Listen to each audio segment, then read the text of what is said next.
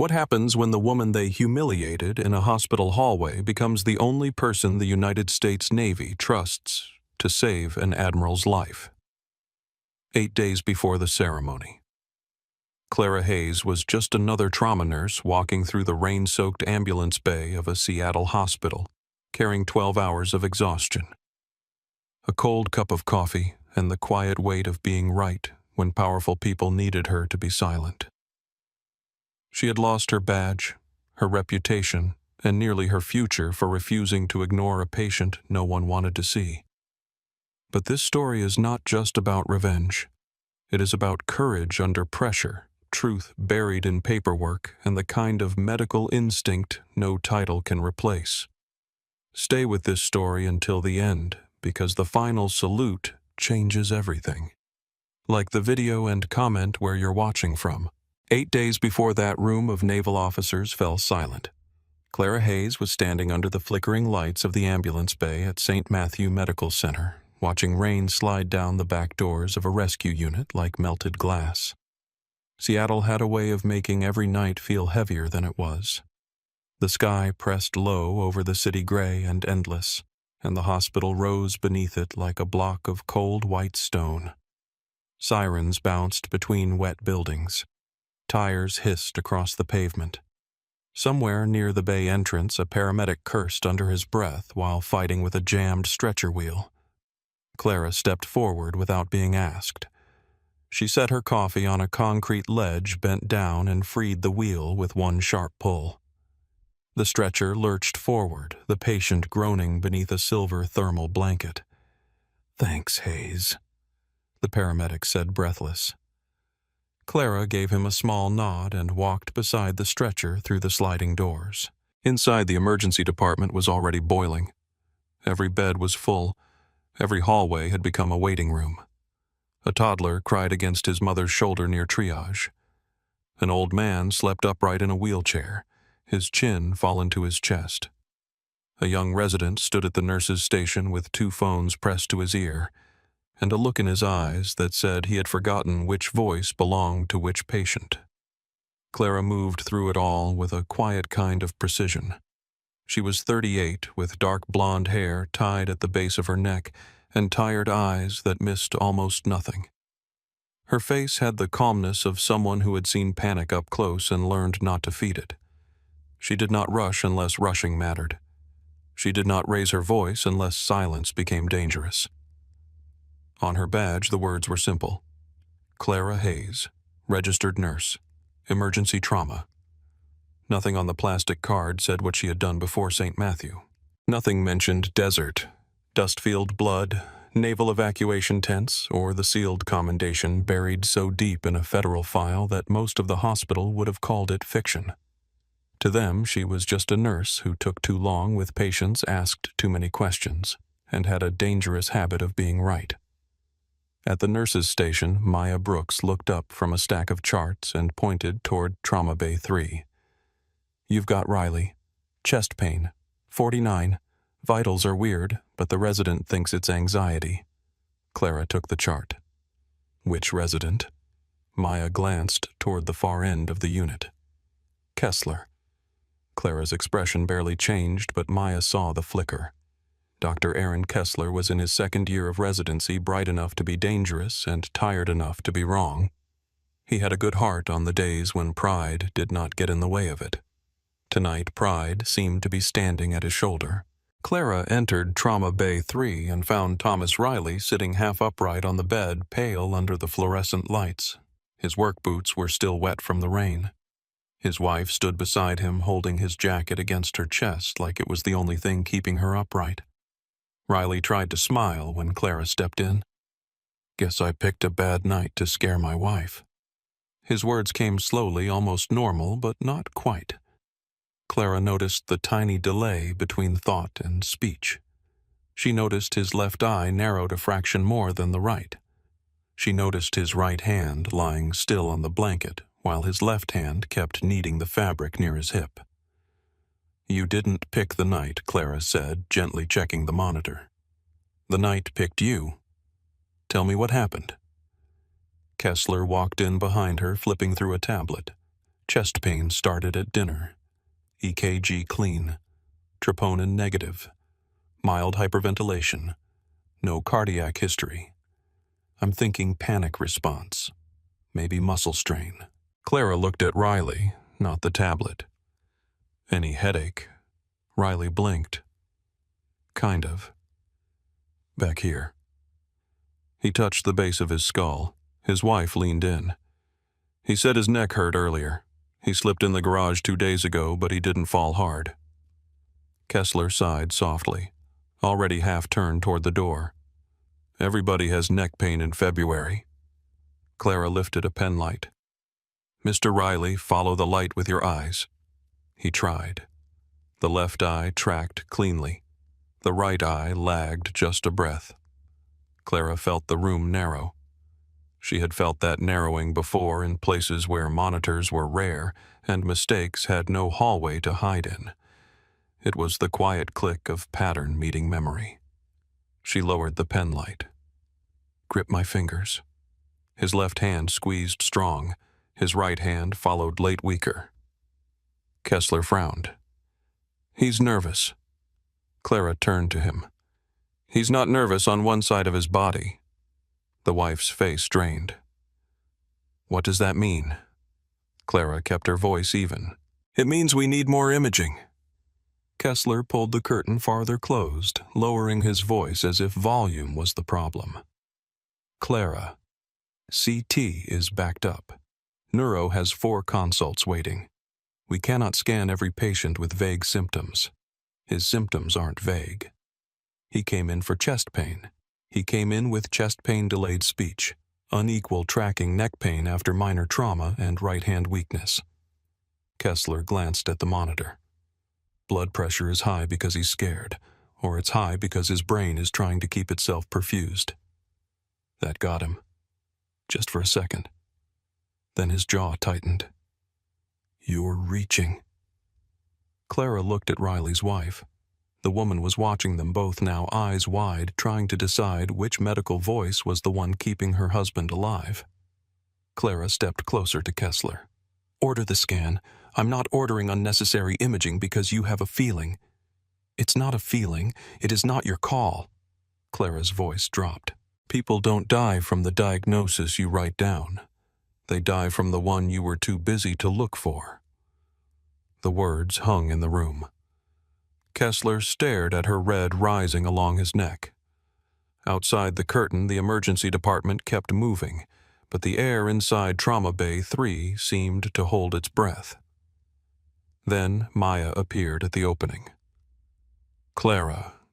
She did not need to say more. Clara saw the warning in her eyes. Victor Langford had arrived. He was visible through the glass wall near the nurse's station, standing in a charcoal suit that looked untouched by weather or fatigue. He did not belong in the chaos, and that was how he liked it. While everyone else wore scrubs, sweat, and worry, Victor wore control.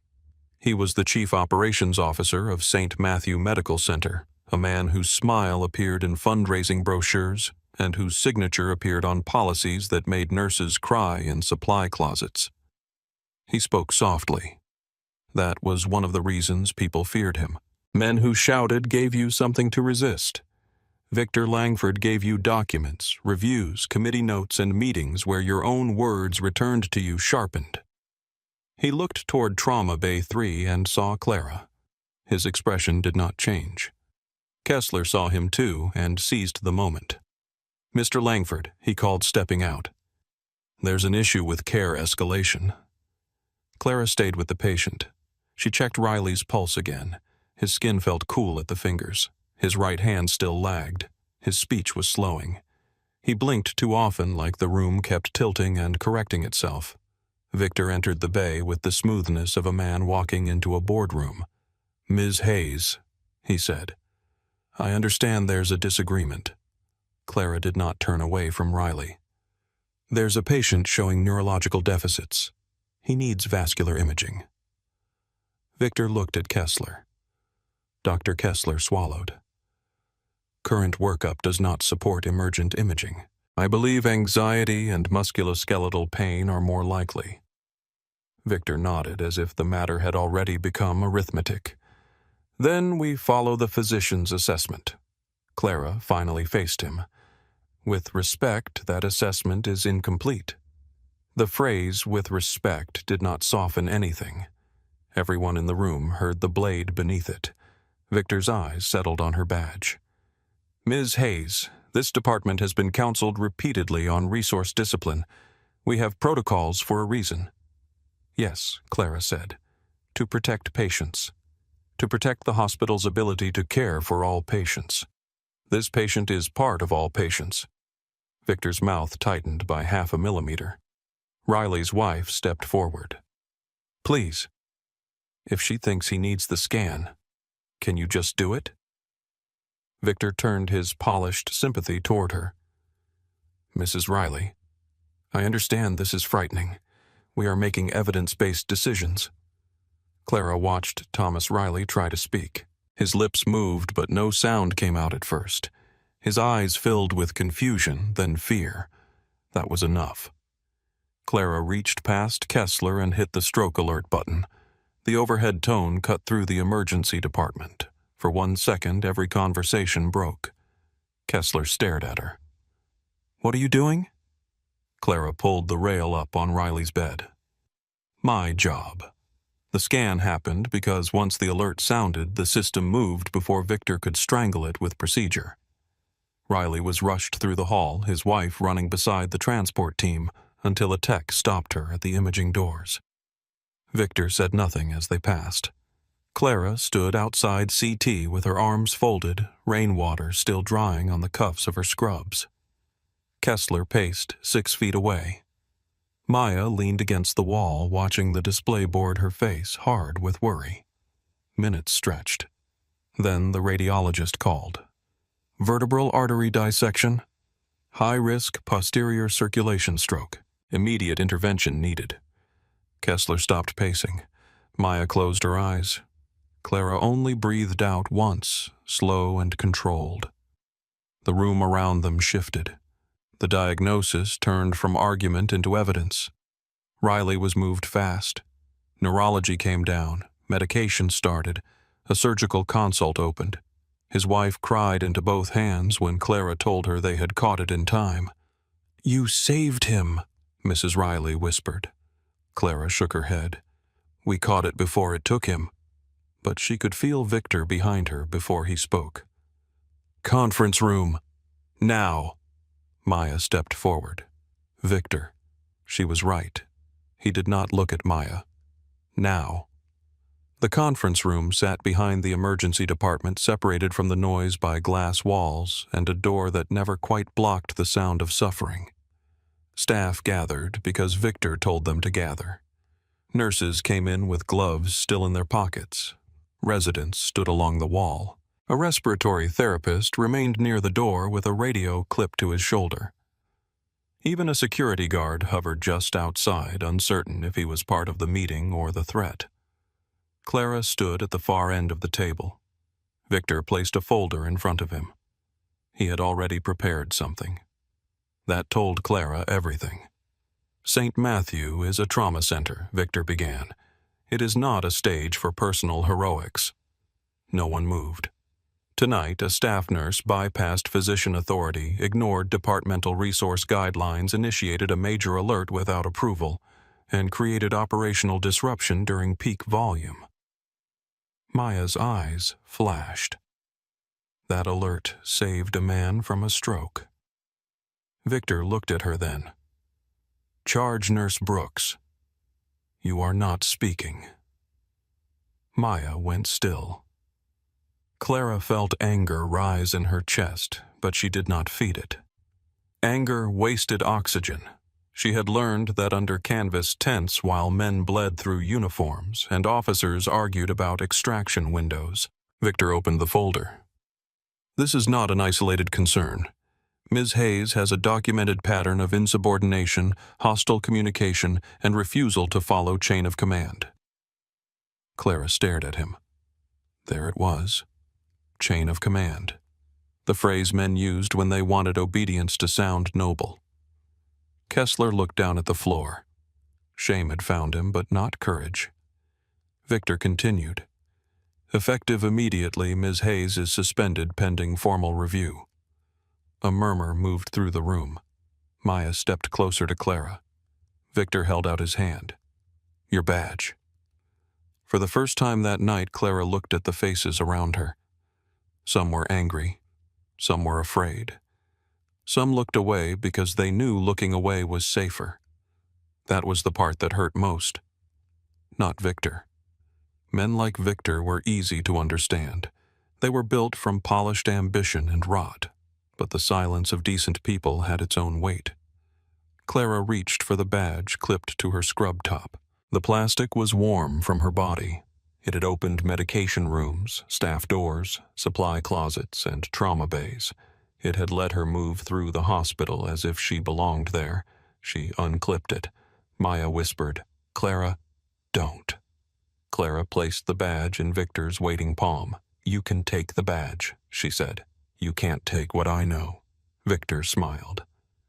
That is exactly what people like you always think. The room absorbed the sentence like a bruise. Clara did not answer. She walked past him, past the staff, past the security guard who suddenly seemed embarrassed by his own uniform. The emergency department had not stopped. It never stopped. A woman vomited into a blue basin near triage. A baby screamed as a nurse checked his oxygen. A man with blood on his sleeve asked if anyone had called his brother. Clara passed them all with empty hands. At the ambulance bay doors, Maya caught up with her. Clara. Clara stopped but did not turn. I'll go to the board, Maya said. I'll write a statement. Riley's wife heard everything. No. Maya looked wounded. No. Clara turned then. Her face was calm, but her eyes were not. You have 2 kids, a mortgage, a mother on dialysis. He knows all of that. I'm not scared of him. Yes, you are, Clara said softly. And you should be. Rain hammered the pavement beyond the sliding doors. Maya's voice broke lower. He can't keep doing this. Clara almost smiled, but there was no humor in it. He has been doing this. Maya had no answer to that. Clara stepped out into the ambulance bay. The cold hit her first, then the wet air, then the sound of a siren approaching from somewhere beyond the hospital campus, rising through the city like a warning no one knew how to read. She walked to her old truck parked under a failing light near the staff lot. The key shook in her hand only when she was alone. Inside the cab, the world became small. Rain ticked against the windshield. Her breath fogged the glass. For a few seconds, she sat with both hands on the steering wheel and stared at nothing. She had been removed before. Not from a hospital, not with a badge taken in front of frightened coworkers, but removed all the same. Packed out of a place where people owed her their lives and then told to sign papers that turned truth into silence. Thanked behind closed doors. Forgotten in public. Her phone buzzed. A message from Maya. I'm sorry. Clara read it twice, then set the phone face down on the passenger seat. A second message arrived from an unknown number. Please call me about Thomas. This is his wife. They said he's stable. Thank you. Clara closed her eyes. That one got through. She sat there until the siren reached the bay and the ambulance doors opened behind her. Reflex made her look up. A crew jumped out moving fast. A teenager on the stretcher. Blood at the hairline. One shoe missing. For half a second, Clara's hand moved toward the door handle. Then she remembered she no longer had a badge. The ambulance doors swallowed the patient. The sliding doors closed. Clara started the truck. Back inside, Victor returned to his office on the 5th floor, where the carpet was soft and the walls displayed framed photographs of hospital expansions, donor galas, and ribbon cuttings. From up there, the emergency department was a number on a screen. Wait times, bed turns, imaging costs, staff efficiency, reportable incidents. He placed Clara's badge on his desk as if it were a captured flag. His assistant, Erin Vale, stood near the doorway with a tablet hugged to her chest. "Should I notify Human Resources?" "Already drafted," Victor said. She hesitated. "About tonight. The patient did have a dissection." Victor looked up, and the alert was appropriate. His gaze held hers until she lowered her eyes. "The issue is not whether Ms. Hayes guessed correctly," he said. "The issue is whether this hospital is governed by process or impulse." Erin nodded, but her fingers tightened around the tablet. Victor opened his laptop and pulled up Clara's employee file. He had been building it for months. Late charting notes stripped of context. Complaints from physicians who disliked being challenged. A counseling memo after she refused a dangerous discharge. Another after she reported unsafe staffing and trauma overflow. None of it looked dramatic on its own. Together, it looked like a pattern. That was Victor's gift. He did not need to invent a lie whole. He only needed to arrange small truths until they pointed in the wrong direction. He added the night's incident to the file. Unauthorized activation of emergency protocol. Disruption of physician-led care. Escalation behavior. Potential liability exposure. He paused on that last phrase. Liability exposure. Not patient saved, not stroke prevented. Liability exposure.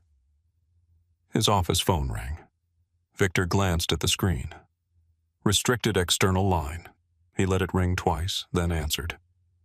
"Victor Langford." A man's voice came through clipped and formal. "This is Naval Medical Command.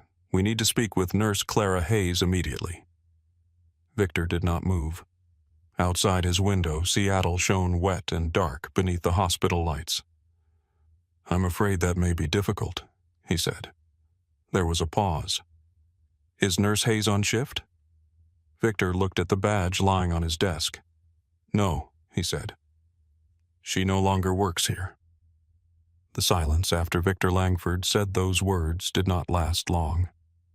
On the other end of the line, the man from Naval Medical Command breathed once slowly, as if he had just measured the distance between a problem and a threat.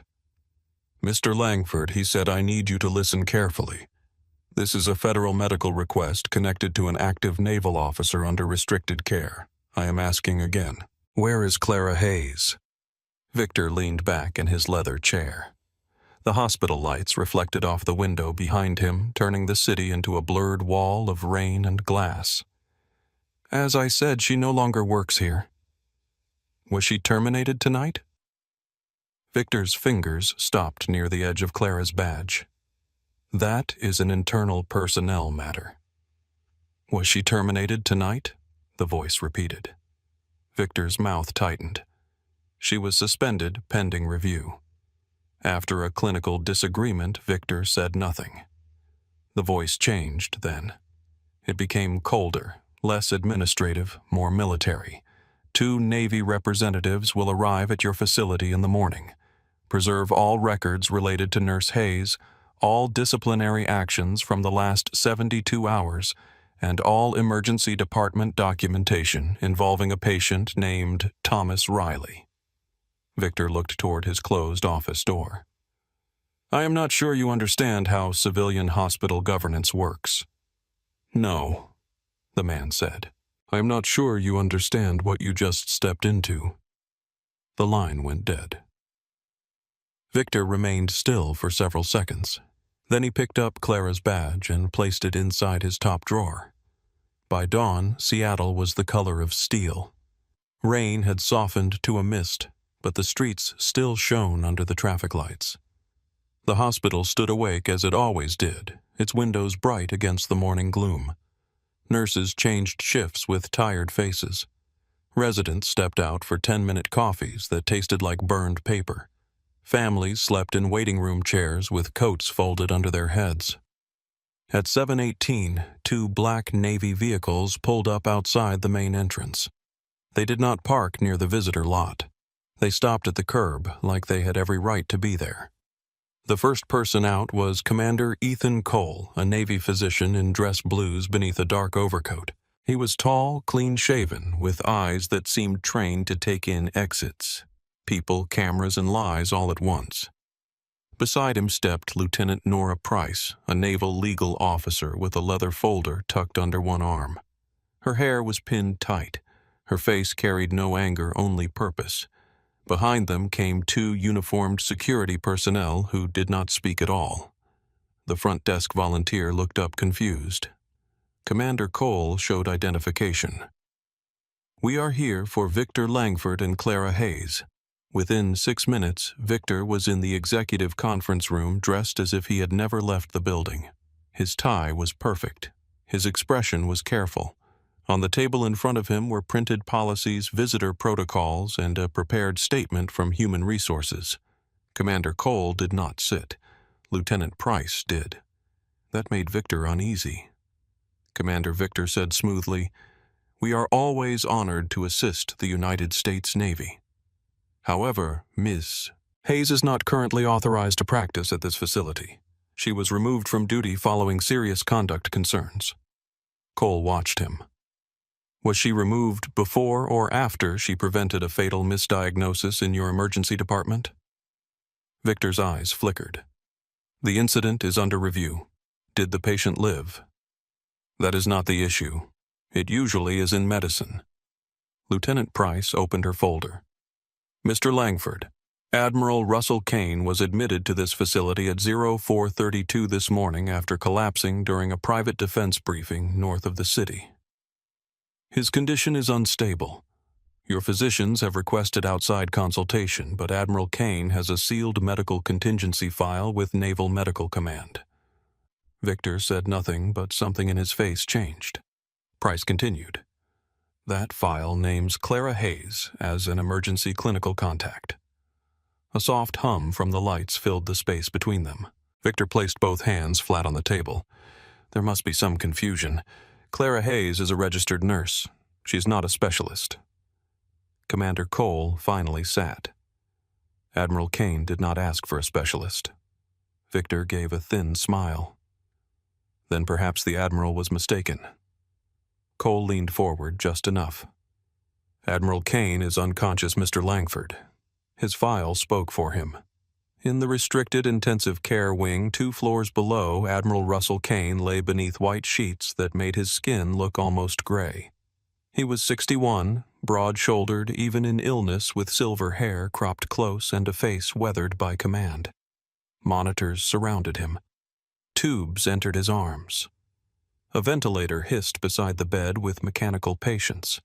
The room was filled with important people who had no answers. Cardiology had reviewed his rhythm twice. Neurology had ordered imaging that explained almost nothing. Toxicology was waiting on expanded panels. The attending intensivist doctor. Samuel Rourke stood near the foot of the bed with his arms crossed and his confidence fading by the minute. The Admiral's blood pressure surged, then dropped. His oxygen numbers dipped without a clean reason. His left hand remained cold despite warming blankets.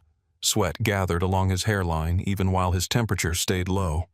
Every treatment seemed to help for a moment, then betray them.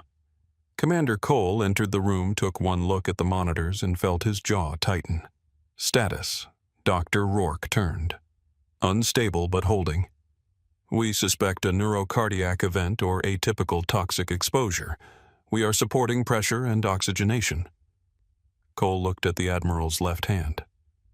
"Did he crash after sedation?" Rourke frowned. "Yes, but that can happen in compromised patients." Cole stepped closer to the bed. "Is he sweating through the sheets?" The nurse beside the bed nodded before Rourke answered. "Yes." Cole looked at Lieutenant Price through the glass. "Find Hayes." Clara Hayes had not gone home after leaving St. Matthew. She had driven without thinking until the hospital lights disappeared behind wet streets and early morning trucks. At some point she parked near the waterfront where fishing boats rocked in dark water, and gulls cried over the docks like restless ghosts. When the diner opened at 5, she went inside. It was the kind of place that smelled like coffee, old grease, and raincoats. A waitress with silver hair poured coffee without asking. Clara sat in a booth near the window, still wearing the same scrubs under a heavy jacket, her hands wrapped around the mug, though she had barely taken a sip. The city moved outside. People went to work.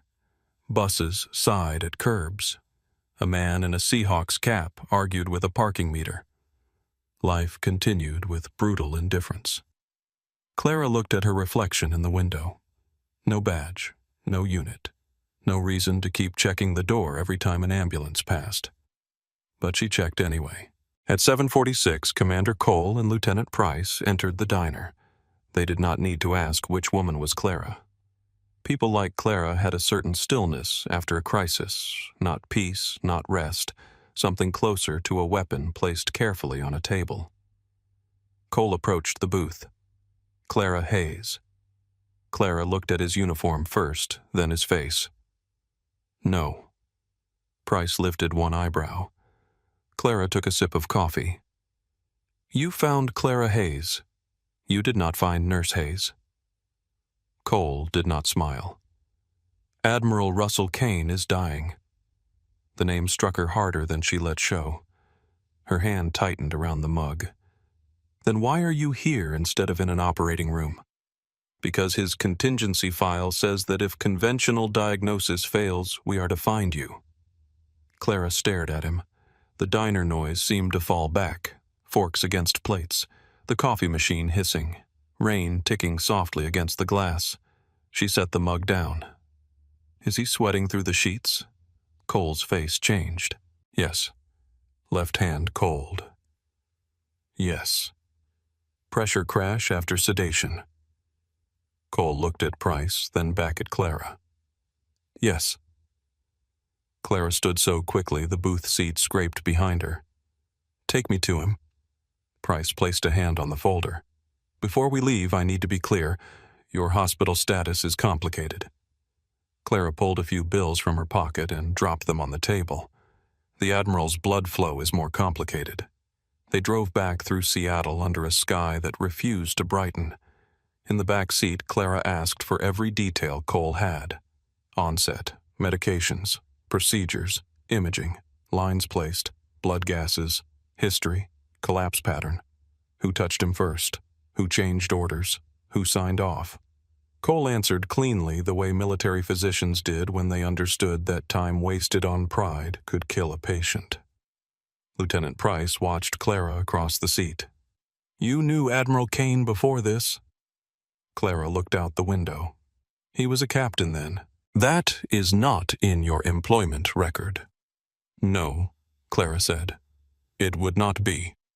Cole did not press, but his eyes shifted in the rearview mirror. At St. Matthew, Victor was waiting near the restricted elevator with Dr. Rourke and hospital security.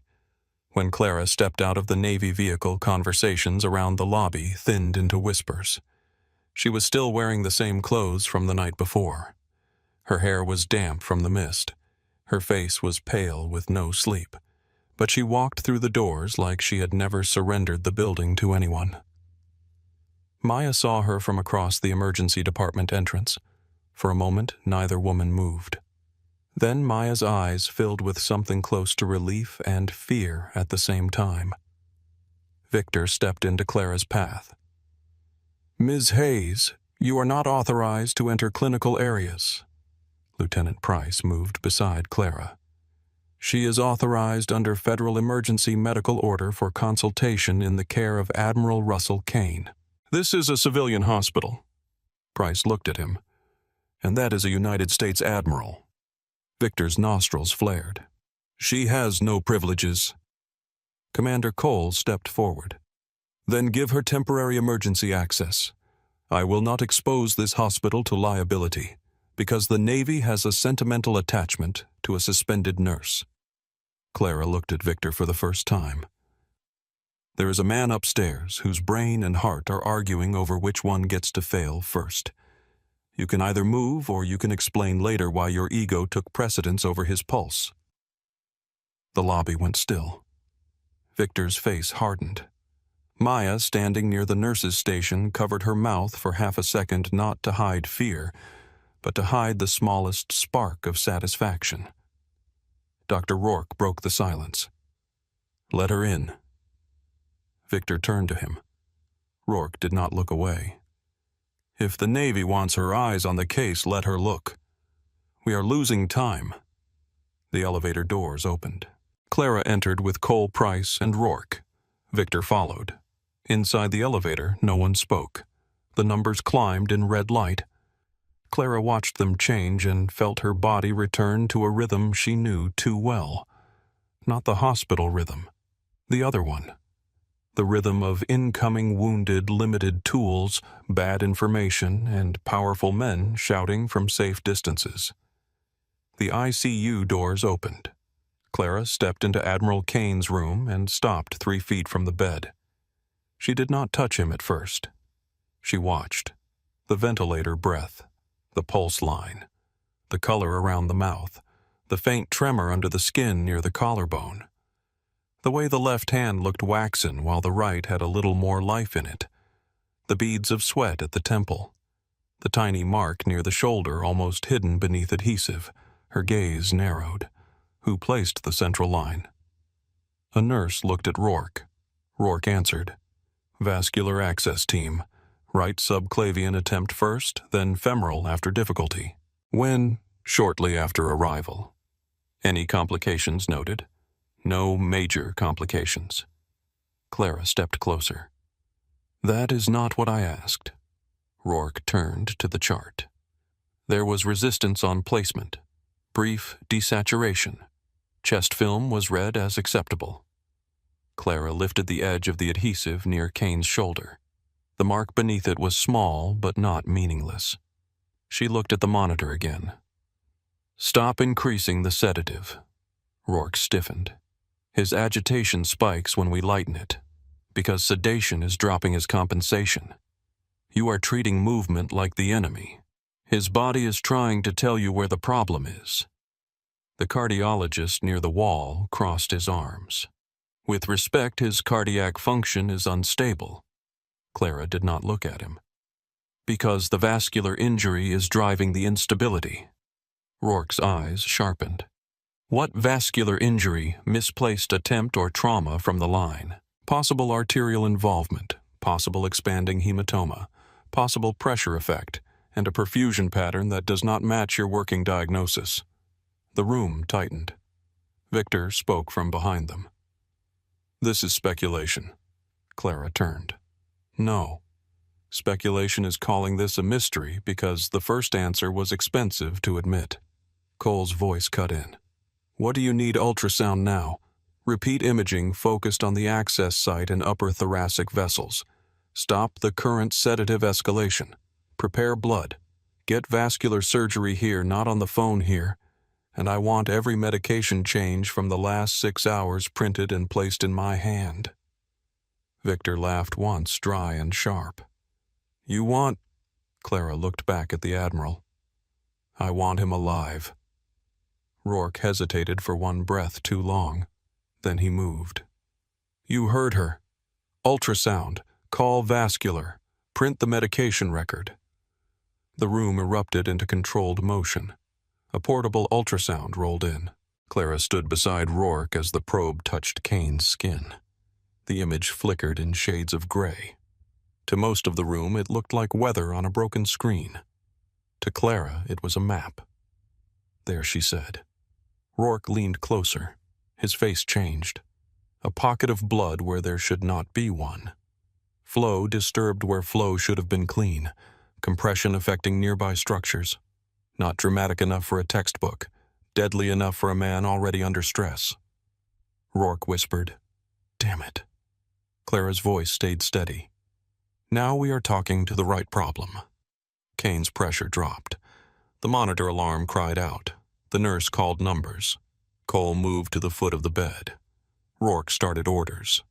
The cardiologist stepped in, suddenly useful, suddenly focused. Clara guided them through the sequence not as a woman demanding authority, but as the only person in the room whose mind had already gone 3 moves ahead. Do not chase the pressure blindly. Support it, but do not flood him. He is compromised. Keep oxygenation steady. Get vascular ready. If he Brady's again, call it before it happens, not after. A resident fumbled with a line. Clara put one hand over his wrist. "Breathe." He looked at her, startled. "Breathe, then move." He breathed. He moved better. Minute by minute, the room shifted from panic into purpose. The vascular surgeon arrived with wet hair and a face full of irritation that disappeared when he saw the ultrasound. Within moments, irritation became urgency. Kane was stabilized enough to move for intervention, but barely. As the team prepared transport, the Admiral's eyelids fluttered. Clara leaned close. "Admiral Kane, it's Hayes." His eyes opened a fraction, clouded, pained, still fierce somewhere beneath it. His fingers moved against the sheet. Clara placed her hand near his. He gripped her wrist with surprising strength. His voice came out rough, broken by the ventilator mask. "Still ignoring orders, Hayes." For the first time since she had walked back into St. Matthew, Clara almost smiled. "Only the bad ones, sir." Around them, people heard it. Maya, standing just outside the glass, heard it. Victor heard it. The air changed again. The fired nurse was not a mistake the Navy had made. She was a memory the Navy had kept. Kane's eyes closed, but his grip remained for one more second before his hand fell back to the sheet. They moved him fast. When the doors swung shut behind the transport team, Clara stood in the sudden quiet of the emptied ICU room. The sheets were twisted. Gloves lay in the trash. A smear of antiseptic marked the bed rail. The monitors still glowed, waiting for a patient who was no longer there. Rourke stood beside her, looking older than he had 30 minutes before. "You saw it from the doorway," he said. Clara looked at the mark on the discarded adhesive. "I saw what did not belong." Rourke swallowed. "We missed it." "Yes." He flinched slightly, not because she was cruel, but because she was honest. Victor stepped into the room. "The Admiral is being treated now. Ms. Hayes has served her consultation purpose." Lieutenant Price appeared behind him with a stack of printed records. "Not quite." Victor turned. Price handed the papers to Clara. "The medication changes you requested." Clara scanned the first page, then the second. Her eyes stopped. There was an order entered at 5:12 in the morning, changed at 5:19, and amended again at 5:26. A sedative dose adjustment. A pressure support change. A notation that did not match the bedside flow sheet. She turned the page. One entry had been modified by an administrative override. Clara looked up. "Who has authority to alter medication records from an executive account?" Victor's face did not move. "That is a technical matter." Cole stepped beside Price. "Then we will speak to someone technical." Clara kept reading. Another name appeared in the record. A consulting group tied to the vascular access team. She had seen that name before, not in Kane's chart, not today, but in whispers and old complaints in cases where nurses had been blamed for outcomes that never felt clean. Her thumb pressed into the edge of the paper. Maya stepped into the doorway. Clara looked through the glass toward the hall where Victor stood under the white hospital lights, polished and still. For the first time since her badge had been taken, she understood the shape of the thing in front of her. Kane was alive, but the chart was bleeding, and someone inside St. Matthew had tried very hard to make sure the blood pointed anywhere except up. The chart was bleeding, but not in a way any monitor could measure. Clara stood in the empty ICU room with Admiral Kane's medication record in her hands, reading each line as if it were a wound pattern. The numbers were clean. The timestamps were clean. That was the problem. Real crisis medicine left fingerprints. A dose held for 2 minutes because a patient coughed against the tube. A nurse note written too fast because a pressure dropped. A physician order corrected after someone realized the body was not following the textbook.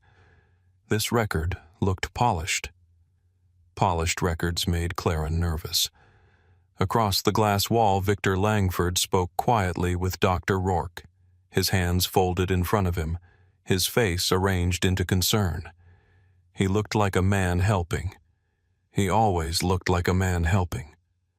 Lieutenant Nora Price stepped beside Clara. "What are you seeing?" Clara did not look up. "Someone changed the medication flow after the fact. Can you prove that?" "Not from this printout." Commander Ethan Cole entered with his sleeves rolled to the forearms. The controlled calm he had carried since morning was still there, but the edges had sharpened. "Admiral Kane is in vascular intervention. They found a contained bleed and compression near the line attempt." "You were right." Clara kept her eyes on the page. "Being right after the injury happened does not tell me why the chart tried to hide it." Price held out her hand for the record. Clara gave it to her. The legal officer scanned it once, then again slower. This order was modified by an executive credential. "Who can do that?" Price looked through the glass at Victor. In a well-run system, almost no one. Maya Brooks appeared at the doorway in fresh scrubs, though her face still carried the night before. She had the look of someone who had slept for 40 minutes in a chair and woken up already angry. "Clara," she said quietly, "you need to see something." They moved through the ICU corridor and into a small staff room that smelled of burned coffee and disinfectant. Maya shut the door, checked the hallway through the narrow window, then pulled a folded packet from beneath her clipboard. "I started making copies after they fired Samantha Vale." Clara knew the name. Everyone who had worked emergency or training in the last few years knew it, though most people had learned to say it softly. Samantha had been a nurse educator at St. Matthew, one of the best. She had taught new nurses how to read patients instead of screens. Then she refused to sign off on training hours that had never happened. 3 weeks later, she was gone. The official story was emotional instability and poor professional judgment. Maya spread the papers across the table. 3 years of incident reports that disappeared after review. 5 nurses disciplined after reporting procedural errors. 2 residents transferred after documenting unsafe staffing. Every time Victor chaired the review or assigned someone from operations. Price leaned over the pages. "Why did you keep these?" Maya looked at Clara. "Because I knew one day he would do it to the wrong person." Clara felt those words land somewhere deep, not as comfort, but as responsibility. The door opened before anyone answered.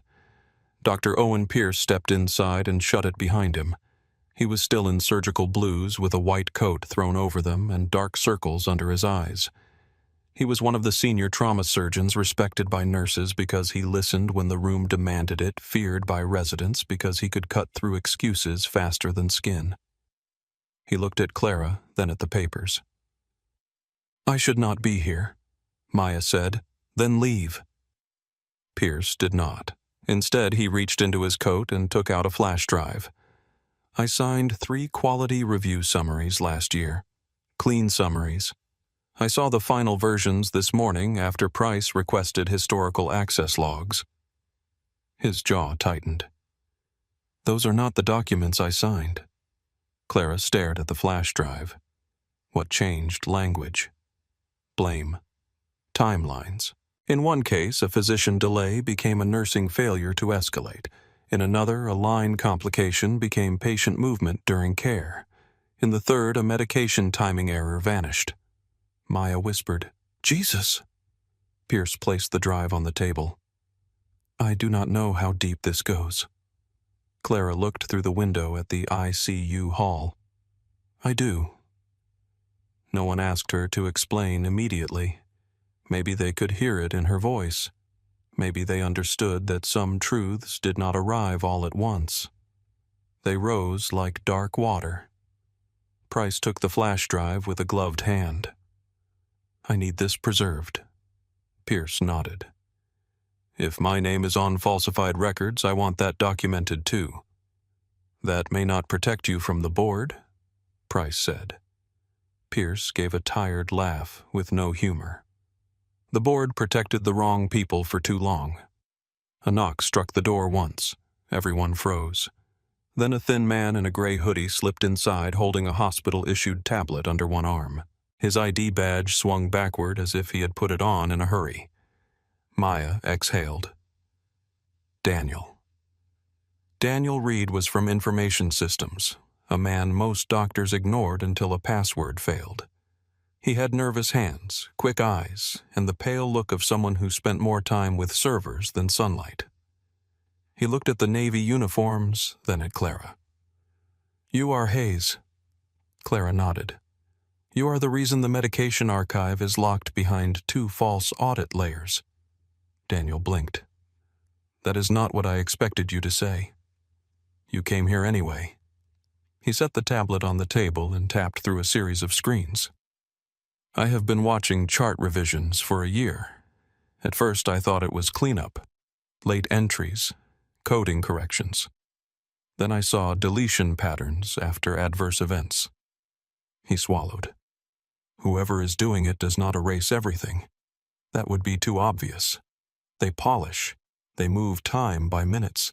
They change responsibility by one role. They turn warnings into impressions." Clara leaned closer. Daniel opened a log file. "This is Admiral Kane's chart. Original medication note entered at 5:12, modified at 5:19, removed from visible history at 5:26. The visible chart shows only the final version. The archive shows 3. Price's face hardened. "Who made the modification?" Daniel tapped again. "Executive override. Credential traces to Operations Administration." Maya looked at the closed door. "Victor." Daniel shook his head. "It is not that simple.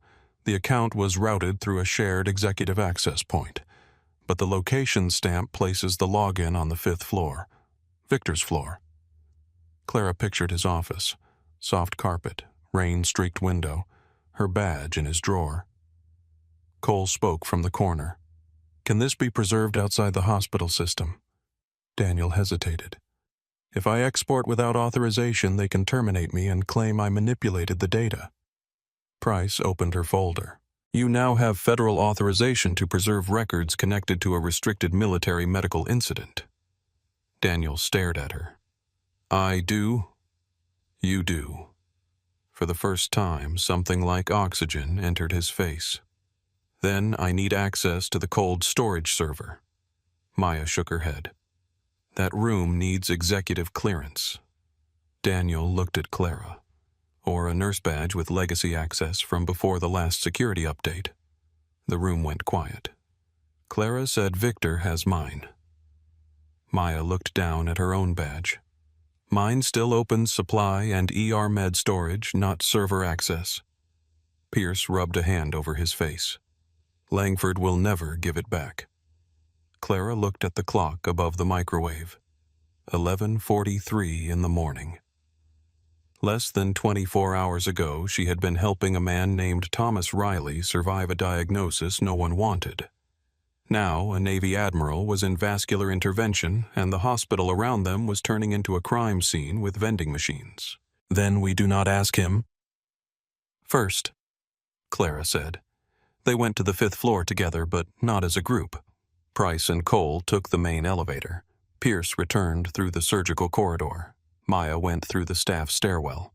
Daniel used the service lift with his tablet tucked beneath his hoodie. Clara walked alone. The 5th floor of St. Matthew had always felt like another country.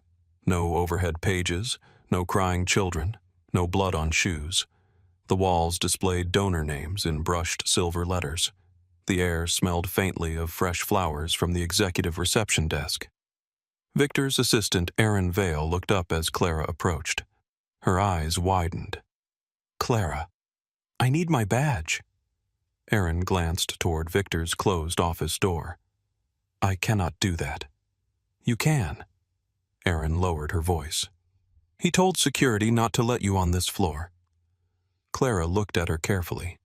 Aaron's hands were folded too tightly on the desk, her nails pressed into her own skin. Fear did not always shake. Sometimes it sat perfectly straight and answered phones. Aaron, Clara said softer now. "Did you know Samantha Vale?" The assistant flinched. "She is my sister." The hallway seemed to drop away. Maya came around the corner at the same moment and stopped. Aaron looked between them, trapped by a truth she had not meant to reveal. Clara stepped closer to the desk. He used her file to scare you. Aaron's eyes filled, but she did not let the tears fall. He said if I helped anyone reopen her case, he would make sure she never worked in healthcare again. He said the state board would see everything. Everything he wrote, Clara said. Aaron closed her eyes. From inside Victor's office came the muffled sound of his voice on a call. Price entered from the opposite hallway with Cole beside her. Ms. Vale Price said we need access to property held after Ms. Hayes was suspended. Aaron looked at the Navy officer, then at Clara. Her hand moved below the desk. For one dangerous second, Clara thought she had hit a silent alarm. Instead, a drawer clicked open. Aaron removed a sealed envelope with Clara's name printed across the front. Inside was the badge. I logged it as personal property, Aaron whispered. Not surrendered credentials. Maya let out a breath. Clara took the badge. The plastic felt different now, smaller, less like permission, more like evidence. Victor's office door opened. He stepped out with a phone still in his hand. For a moment, everyone held their positions in the polished hallway. Victor looked at Clara's badge, then at Aaron. You have made a serious mistake.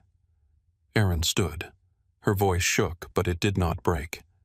No, I helped correct one. Victor's face drained of warmth. Price moved before he could speak again. Mr. Langford, all records related to Admiral Russell Kane Clara Hayes medication, overrides adverse event reviews, and staff disciplinary actions are now under federal preservation hold. You will not delete, transfer, amend, or restrict access to any connected system. Victor slipped the phone into his pocket. This is absurd. You are overreaching based on the accusations of a suspended nurse and frightened employees. Cole's voice was quiet. Admiral Kane is alive because that suspended nurse saw what your hospital missed. Victor looked at Clara. You always did enjoy being the center of a crisis. Clara held his gaze. No. I keep finding you there. They moved past him. Daniel met them near the restricted server room with a rolling chair jammed against the door, pretending to fix a wall panel as two executives walked by. When Clara scanned her badge, the lock flashed red once, then green. Daniel stared. I love outdated infrastructure. They slipped inside. Cold air rushed over them. Rows of servers blinked in the blue dimness. The room hummed with 1,000 hidden decisions. Daniel sat at the terminal and began typing fast. Once I open the archive, the system may alert administration. Price stood behind him. How long? Not long enough. Clara watched the door. Her mind drifted uninvited to another room full of humming machines. Not servers. Generators. Canvas walls snapping in hot wind. A Navy captain on a field table with blood soaking through the bandage at his side. Russell Kane had been younger then, though not young. His voice had been hoarse from smoke and command. Evac bird leaves in 4 minutes. An officer had shouted. Clara had pressed both hands into Kane's wound and looked at the pressure reading. He flies now, he dies in the air. We have orders. He has a pulse. The officer moved close enough that she could smell dust on his uniform. You are refusing a direct operational command. Clara had not looked away from Kane. I am refusing to load a dying man into the sky so your timeline looks clean. The generator had kicked. The lights had flickered. Outside, men shouted over rotor wash. Kane had opened his eyes, then barely. What is your name, Hayes? Rank. None that matters to you. Even half dead, he had smiled. Good. The memory broke when Daniel whispered, Got it. On the screen, hidden records appeared in layers. Original incident reports, modified versions, access logs, review notes, names. Maya stood behind Clara, one hand pressed to her mouth. There was Samantha Vale's file, original training audit, non-compliant staffing education, missing competency, hours, unsafe, sign-off pressure. Modified version. Educator failed to maintain documentation standards. Emotional conduct concerns, resignation recommended. There were nurse discipline reports with language inserted days after the events. There was Thomas Riley's early review note from last night already drafted before his intervention was complete. Clara's alert was described as disruptive and clinically unsupported despite the confirmed diagnosis. Daniel opened another file. Admiral Kane. The first procedural note admitted difficult access, possible arterial contact, and recommendation for immediate vascular follow-up. The visible note removed arterial contact. The final review draft blamed patient instability on unknown pre-existing pathology. Pierce had joined them silently at the door. He read over Daniel's shoulder, and Clara saw his face collapse inward. "I know that surgeon," he said. "He reported the complication." Daniel clicked again. His report was modified 31 minutes later. Price leaned closer. By whom Daniel scrolled. The system showed the same executive access point. 5th floor. Operations Administration. Then another file opened by accident, or maybe because Hidden Things wanted company once the door was cracked. Defense Contract Compliance. St. Matthew had been reporting reduced complication rates to maintain preferred status for military and federal emergency care partnerships.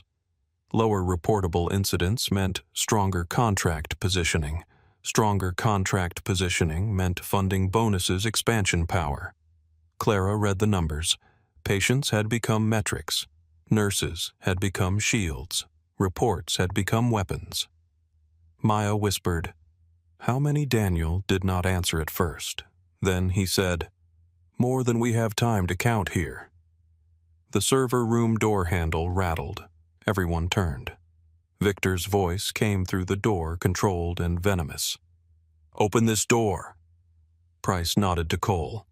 Cole stepped to the side, not blocking the door exactly, but occupying the space where trouble would have to pass through him first. Daniel kept typing. Exporting now. The handle rattled again. Ms. Hayes, Victor called. "You are committing a criminal act." Clara walked to the door and opened it. Victor stood outside with 2 hospital security guards and the head of compliance, a woman whose face had gone pale enough to tell Clara she knew at least part of what was inside. Victor looked past Clara toward Daniel. "Step away from that terminal." Price appeared beside Clara. "He will not. This is proprietary hospital data.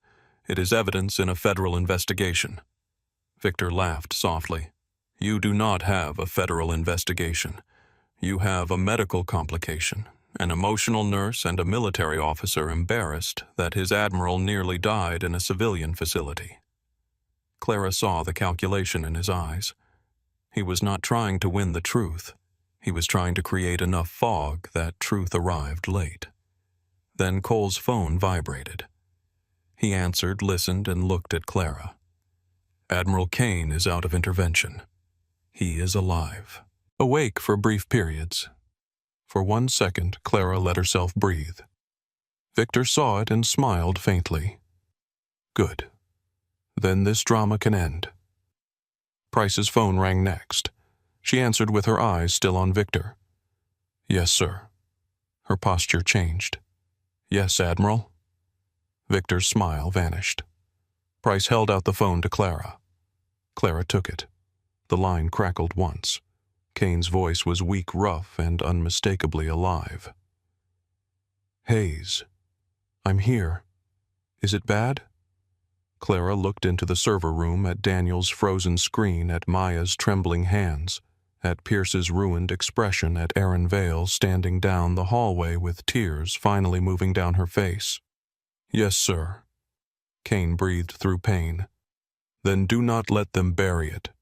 Victor stepped closer. Clara looked directly at him. "I won't." On the other end of the line, the Admiral inhaled with effort. "And Hayes?" "Yes, sir. Tell the Navy lawyer to stop being polite." Clara handed the phone back to Price. Lieutenant Nora Price listened for 3 seconds, then closed her folder. Her voice changed when she spoke. It was no longer formal. It was command. Seal the server room. Lock executive access. Preserve every credential log from the last 3 years. No one from hospital operations touches another record without federal review. Victor went still. Price looked at the security guards. You can assist us, or you can explain why you interfered with preservation of evidence in the medical care of a United States Admiral. The guards stepped back. Daniel resumed the export. Maya reached for Clara's hand beneath the edge of the server rack. Clara let her hold it for 1 second. Only one. Then the ICU alarm tone sounded across the overhead system. Not general. Restricted wing. Clara knew that tone before anyone named it. Her hand slipped free. Cole was already moving. Price turned toward the stairwell. Victor remained in the hallway, eyes fixed on Clara, and for the first time since she had known him, his face showed something raw beneath the polish. Not fear for the Admiral. Fear of what the Admiral might live long enough to say. The alarm did not sound like panic. That was what made it worse. It came through the overhead system in 3 clean tones, measured and cold, the kind of sound designed by people who believed terror could be organized if the volume was correct. Clara was already moving before the final tone ended. Her shoes struck the stairwell hard. Commander Cole followed 1 flight above her, his hand sliding along the rail. Maya was behind them, breathing fast, not because she lacked stamina, but because she knew that alarm. Every nurse in St. Matthew knew it. Restricted wing, critical collapse, room sealed to general traffic. Admiral Kane. Clara pushed through the stairwell door into the ICU corridor and found controlled chaos waiting for her. Nurses moved fast behind the glass. Dr. Rourke was at the bedside, one hand braced on the mattress, calling numbers to a respiratory therapist. The vascular surgeon stood near the monitor, still in a procedural cap, his face tight with disbelief. A crash cart had been pulled to the room entrance. Someone had knocked a tray to the floor. Wrapped syringes and gauze packets lay scattered across the tile. Kane's monitor showed a rhythm that had not yet given up but was considering it. Clara entered without asking. What changed? Rourke looked over his shoulder. He was awake, following commands. Then sudden agitation, pressure spike, oxygen drop, rhythm instability. We thought pain response, but it escalated too fast.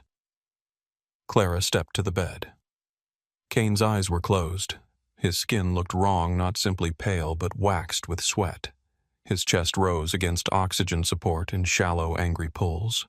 His fingers twitched against the sheet. The left hand, which had warmed after intervention, had gone cold again. Clara scanned the lines. IV bags, pumps, syringe labels, the charting screen, the medication tray. Who gave the last dose? A nurse named Elena Ortiz looked up, shaken. I gave pain medication at the ordered dose. He was grimacing and trying to pull at the line. What else? Nothing else. Clara's eyes moved to the trash bin. A small glass vial lay against the white plastic liner, half hidden under a wrapper. She reached for gloves. Victor Langford appeared in the doorway behind Lieutenant Price, who had stopped him with one arm across the entrance. This area is restricted, Price said. I am the chief operations officer of this hospital, and right now you are a man standing in the way of a critical care room. Victor's gaze cut past her to Clara. Clara picked up the vial and read the label. Her face went still. This was not in his active medication list. Rourke turned sharply. What Clara held it up. It interacts with what you are already giving him. In a compromised vascular patient, this could crash pressure, alter rhythm, and mimic neurological decline. Elena shook her head. I did not pull that. I swear to God, Clara, I did not pull that medication. Clara looked at her. I know. The nurse's eyes filled, but she kept working. Commander Cole stepped to the charting screen. Where is the order? Rourke searched the active list. There is no order. Maya moved to the medication cabinet at the back of the room and scanned through the drawer history. Her fingers flew over the screen. It was accessed 7 minutes ago. By whom Price called from the doorway. Maya's mouth parted. Masked credential. Administrative medication override. The room changed shape around those words. Not medically.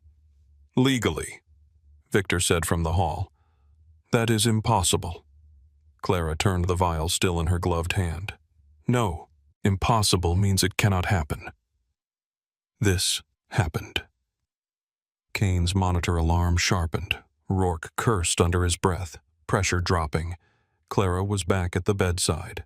Stop the infusion on pump 3. Hold the last sedative. Do not stack more medication until we know what is in him. Support pressure carefully. Get labs drawn now. Full tox panel clotting arterial gas. Elena stay with his airway.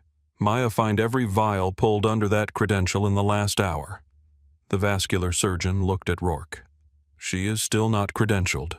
Rourke did not take his eyes off the monitor. Then consider me the credential. Do what she says. Clara heard it but did not react. The room had no space for vindication. Kane's rhythm slipped again. For a moment, the Admiral's body seemed to sink away from them, not dramatically, not like the movies made death look, but quietly, as if each organ had received a private message to stop believing in the others. Clara leaned over him. Admiral Kane, Russell, stay with my voice. His eyelids fluttered. Cole moved closer, his face hard in a way that had nothing to do with rank. Sir, you are at St. Matthew. Hayes is here. Kane's mouth barely moved. Clara saw it. He is trying to speak. Rourke adjusted the oxygen support. Kane forced out a sound so rough it was almost air. Cold. Clara touched his left hand. Yes, I know. His eyes cracked open. Not accident. The words were weak, but the room heard them. Victor did too. Lieutenant Price turned toward him. Mr. Langford, step away from the room. Victor's expression remained composed, but his right hand moved toward his pocket. Price saw it. Hands where I can see them. Cole looked up. Victor froze. For the first time, the executive hallway polish cracked completely. Not enough for the staff to see fear yet. But Clara saw it. The tiny calculation, the search for an exit. The mind of a man who had lived by controlling rooms and now stood in one that had stopped obeying him. Daniel Reed arrived at the ICU doors with a tablet clutched against his chest, breathing hard. I have the cabinet log, he said. The medication cabinet accepted a remote override from Operations Administration. Then the active record was opened, modified, and hidden. Price took one step toward him. Can you preserve it? Already duplicating, Victor said. That man has no authority to access restricted hospital systems. Daniel looked at him, and something in the timid analyst had changed since the server room. Fear was still there, but it no longer owned the room inside him. You used my system to hurt patients, Daniel said. I think my authority just caught up. Kane's pressure dipped again. Clara raised her voice, not loud, but sharp enough to cut through every conversation. Everyone not saving him quiet. The room obeyed. She guided them through the next 12 minutes like she was walking a narrow bridge over deep water. Kane needed support, but too much support could worsen the stress on the repaired vessel. He needed pain control, but the wrong medication could push him under. He needed oxygen, but the pressure had to be balanced. Every correction carried teeth. Rourke worked beside her without ego now. Elena called vitals. Maya found cabinet records. Cole prepared supplies before Clara asked for them. The vascular surgeon checked the access site twice, then called for imaging on standby. Kane's pulse weakened, surged, weakened again. Clara felt the old field clinic return around her. Not as memory, as instinct. Dust in her mouth, rotor wash outside, blood under her nails. A captain on a table asking her name because he needed something human to hold on to while the world tried to pull him apart. She lowered her voice. "Russell, you are not leaving this room." His eyelids twitched. "You hear me? You have survived worse rooms than this?" The monitor steadied by a fraction. Then another. Rourke watched the pressure climb into a safer range. "Keep it there," Clara said. "Do not celebrate numbers that have not earned trust yet." No one smiled. The crisis did not end suddenly. It loosened its grip inch by inch. Kane's breathing became less ragged. His color improved. The rhythm held. The left hand remained cold, but no longer lifeless. The team moved from rescue to watchfulness, that fragile border where medicine stops sprinting but does not dare sit down. Clara stepped back only when Rourke placed a hand near her elbow. "We have him," he said. She looked at Kane. Not yet, but she let him take the bedside. Outside the room, the corridor had become a line of witnesses. Nurses, residents, 2 security officers, Aaron Vale, a hospital compliance director, Lieutenant Price with her phone in one hand and federal authority in the other. Victor was gone. Clara noticed it before anyone said it. Where is Langford Price turned? He had been standing near the doorway less than 5 minutes earlier. Now the space was empty. Cole moved immediately. "Lock the executive exits." Price spoke into her phone. "Operations Executive Victor Langford has left a restricted investigation area. Preserve all cameras from ICU 5th floor, east stairwell, west stairwell, parking access and administrative corridor." Maya stepped out of Kane's room holding a printout. He pulled something from the cabinet under the same override, then the record was deleted. Clara. This was not only a cover-up. Someone tried to make the second crash look like Kane's body failing after surgery. Clara stared down the corridor. "No," she said. "Someone tried to make it look like we failed after touching him." Daniel's tablet chimed. He looked at the screen. Victor just accessed his office computer. Cole was already moving. This time, Clara followed. They did not run through the public corridors. Running created noise. Running warned people. They moved with speed that looked like purpose instead of panic, cutting through staff passages past supply carts, past a chapel where a woman knelt alone with both hands over her mouth. On the 5th floor, the executive suite was in disorder for the first time Clara had ever seen it. Aaron's desk drawers were open. A vase had been knocked sideways, water spreading across a stack of donor brochures. Victor's office door stood ajar. Inside, the computer screen was dark. The top drawer was open. Files were missing. Daniel went straight to the desk. He logged in, connected an external drive, then disconnected 3 minutes later. Price scanned the room. What did he take? Aaron stood in the doorway, pale. The compliance binders from the defense contract cabinet, maybe personnel review files too. He keeps copies that are not supposed to exist. Clara turned. Where would he go? Aaron's lips trembled. There is a private administrative corridor behind the West Conference Room. It leads to the service elevator and then to the physician parking garage. Cole looked at Price. I will take West. Price nodded. I have Navy security at the garage entrance. Maya appeared at the hallway behind Clara, gripping her badge so hard her knuckles had gone white. I know another way. The service corridor behind the conference room was narrow and badly lit. It smelled of dust, old carpet glue, and electrical heat. Clara followed Maya through it with Cole behind them. Somewhere ahead, a door shut softly. Maya whispered, He used this route when families were angry, said executives should not have to walk through emotional situations. Clara almost laughed. It came out as a breath. The corridor bent left. They saw him at the far end. Victor Langford stood near the service elevator with a black leather case in one hand and a silver hard drive in the other. He had removed his tie. His hair was no longer perfect. For a second, none of them moved. Then Victor pressed the elevator button. Cole's voice filled the corridor. "Step away from the elevator." Victor looked back. "This is unlawful detention." Clara walked forward slowly. "No. This is the first hallway in years where you do not get to decide what the words mean." Victor's face hardened. "You have no idea what you are destroying. I know exactly what I am looking at. You think this hospital survives without people like me? You think compassion keeps trauma bays open? You think instinct pays for imaging machines, military contracts, surgical suites, nursing salaries?"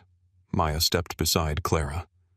"You used patients as numbers and nurses as shields." Victor pointed at her. "You were promoted because I allowed it." Maya's voice shook, but she did not step back.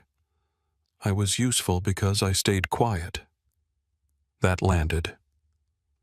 Victor looked at Cole, then at Clara, searching for the weakest point. He chose the old one. "And you, Clara Hayes. Always waiting for a battlefield so you can feel important. You have a history of refusing command. That is not courage. That is pathology." Clara felt the words touch scars he could not see.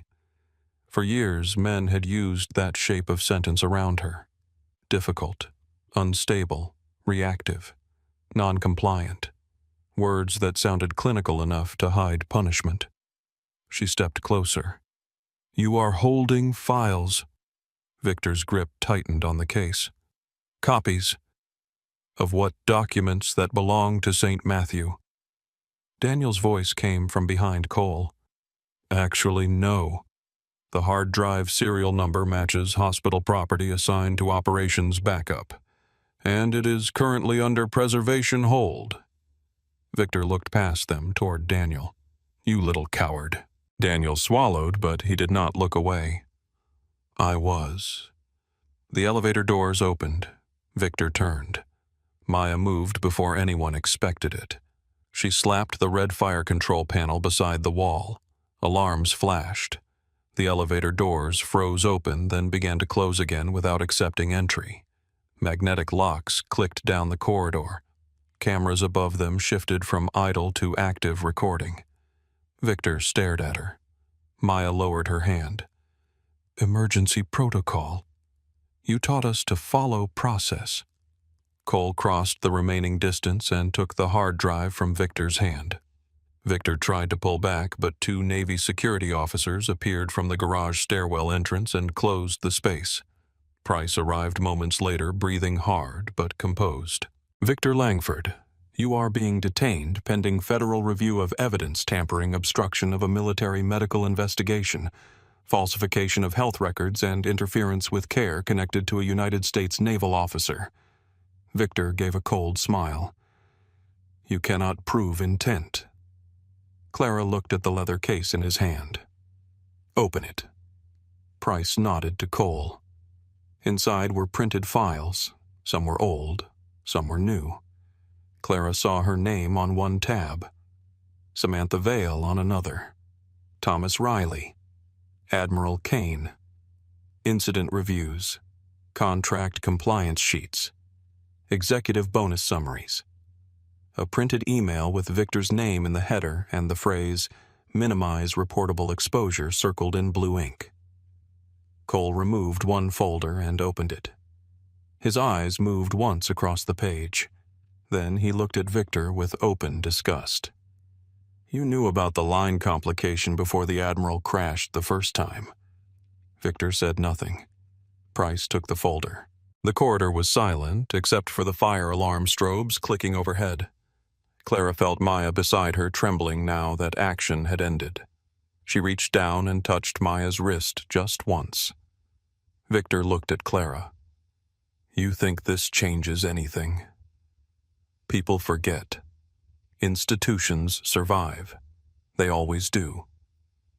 Clara did not answer immediately. She took her old badge from her pocket.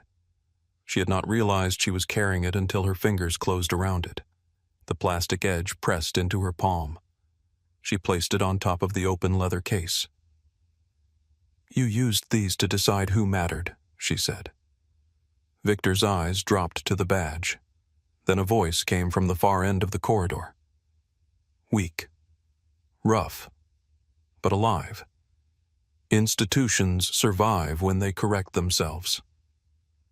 Everyone turned. Admiral Russell Kane sat in a transport chair at the corridor entrance, wrapped in blankets, with Dr. Rourke at one side and Elena Ortiz at the other.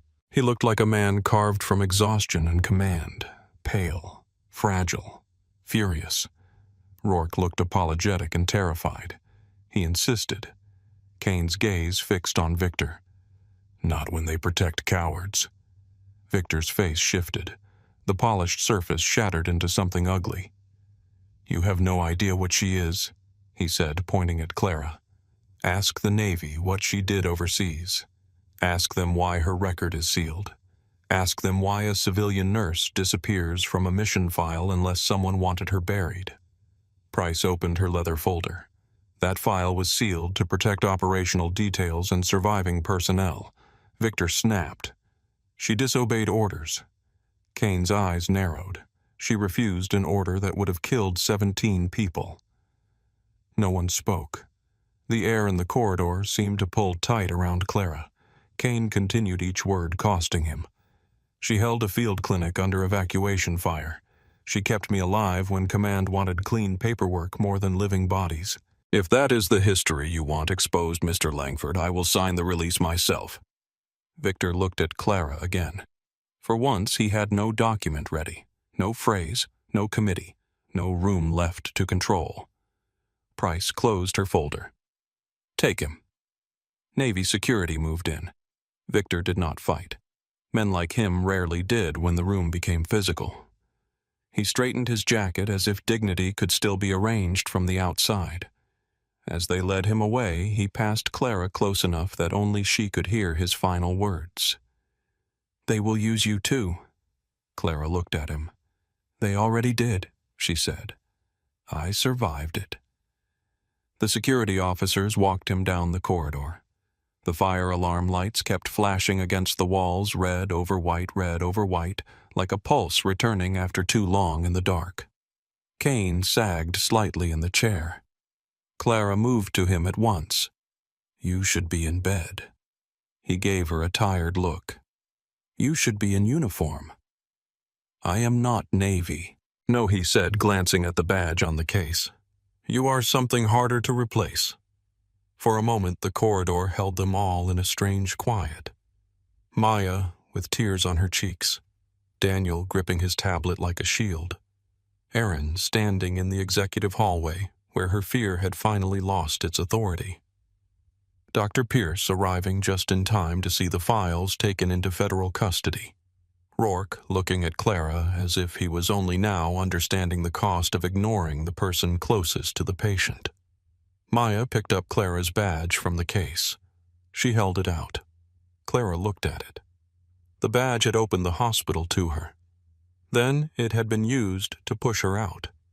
Now it sat between them, small and absurd, as if plastic could explain belonging. Maya whispered, "Take it." Clara did not. Not yet. Her eyes moved down the corridor where Victor had disappeared, then back toward the ICU where Kane still needed watching, and the hospital still needed truth more than comfort. I do not know if I want back into a place that needed the Navy to prove I was not lying. Maya's hand stayed extended. Then do not come back for them. Clara looked at her. Maya's voice softened. Come back for us. Clara stood there with the firelights flashing over her face and the sound of distant monitors calling from behind the ICU doors. At last she took the badge. She did not clip it on. She closed her hand around it and walked beside Admiral Kane as they brought him back toward the room while behind her, for the first time in years, St. Matthew Medical Center began to tell the truth out loud. The badge remained in Clara's hand all the way back to the ICU. She did not clip it to her scrubs. She did not slide it into her pocket. She held it with her fingers closed around the hard plastic edge, feeling the raised letters press into her palm, as if the hospital were trying to leave one last mark. Admiral Russell Kane was returned to his room under the watch of 2 Navy security officers, Dr. Rourke, Elena Ortiz, and Commander Cole. The transport chair moved slowly because Kane refused to be rushed, and because his body had earned the right to move at the pace it could survive. He looked smaller beneath the blankets than he had in Clara's memory. That bothered her more than she expected. Men like Kane were supposed to remain fixed in the mind as they had been in the field clinic years ago, broad-shouldered and furious bleeding but still giving orders through cracked lips. Seeing him like this pale under hospital lights made time feel personal. When they reached the room, Elena and Rourke helped him back into bed. Kane clenched his jaw and let them work, though Clara saw the tremor in his hands when the pain cut through him. "Do not pretend that did not hurt, Clara," said. Kane settled against the pillows and looked at her through tired eyes. "Was not pretending. I was negotiating with it. You lost, temporarily." Rourke checked the monitor and adjusted the blanket over Kane's legs. The rhythm on the screen was steadier now, not strong enough to inspire trust, but no longer trying to leave the room. Elena secured the lines with careful hands. When she finished, she stepped back and looked at Clara. "I did not give that medication." Clara met her eyes. "I know." Elena nodded, but the words did not free her immediately. Fear had a way of staying in the body after the room already knew the truth. Clara touched her shoulder. "Write down everything you remember while it is fresh. Time, who was near the cabinet, every sound, every order, everything that felt off." Elena's lips pressed together. "They always tell us not to write extra details. Not today." Elena looked toward the doorway where Lieutenant Price was speaking quietly with a federal investigator who had arrived in a dark suit and rain-spotted coat. Then Elena nodded once. "I will write it." Across the room, Maya stood near the wall with her arms folded tight. She had not stopped moving since the first alarm, but now that the crisis had passed, exhaustion began to claim the spaces between her bones. Daniel Reed sat in a chair by the counter, his tablet balanced on his knees, copying files to a secured drive, while his left foot tapped a frantic rhythm against the floor. Dr. Pierce leaned against the glass outside the room, reading through one of the recovered folders. Every few pages, his face changed. Anger, shame, recognition. Then anger again. St. Matthew had become quieter. Not calm. Quiet. The kind of quiet that spreads after people realize the floor beneath them was never solid. Clara watched through the glass as staff gathered in small clusters along the corridor. Nurses whispered near medication carts. Residents stood with hands tucked into scrub pockets, eyes moving between the ICU room and the executive elevators. Security officers who had once stood ready to remove Clara now avoided looking directly at her. The building was learning a new sound. Not sirens, not alarms. Truth. Lieutenant Price entered the room and stopped at the foot of Kane's bed. "Admiral, federal investigators are taking control of the server room and executive records. Victor Langford is in custody pending formal transfer. His counsel has been notified." Kane closed his eyes for a second. "Good." Price continued. "The hospital board is requesting a closed emergency meeting." Kane opened his eyes.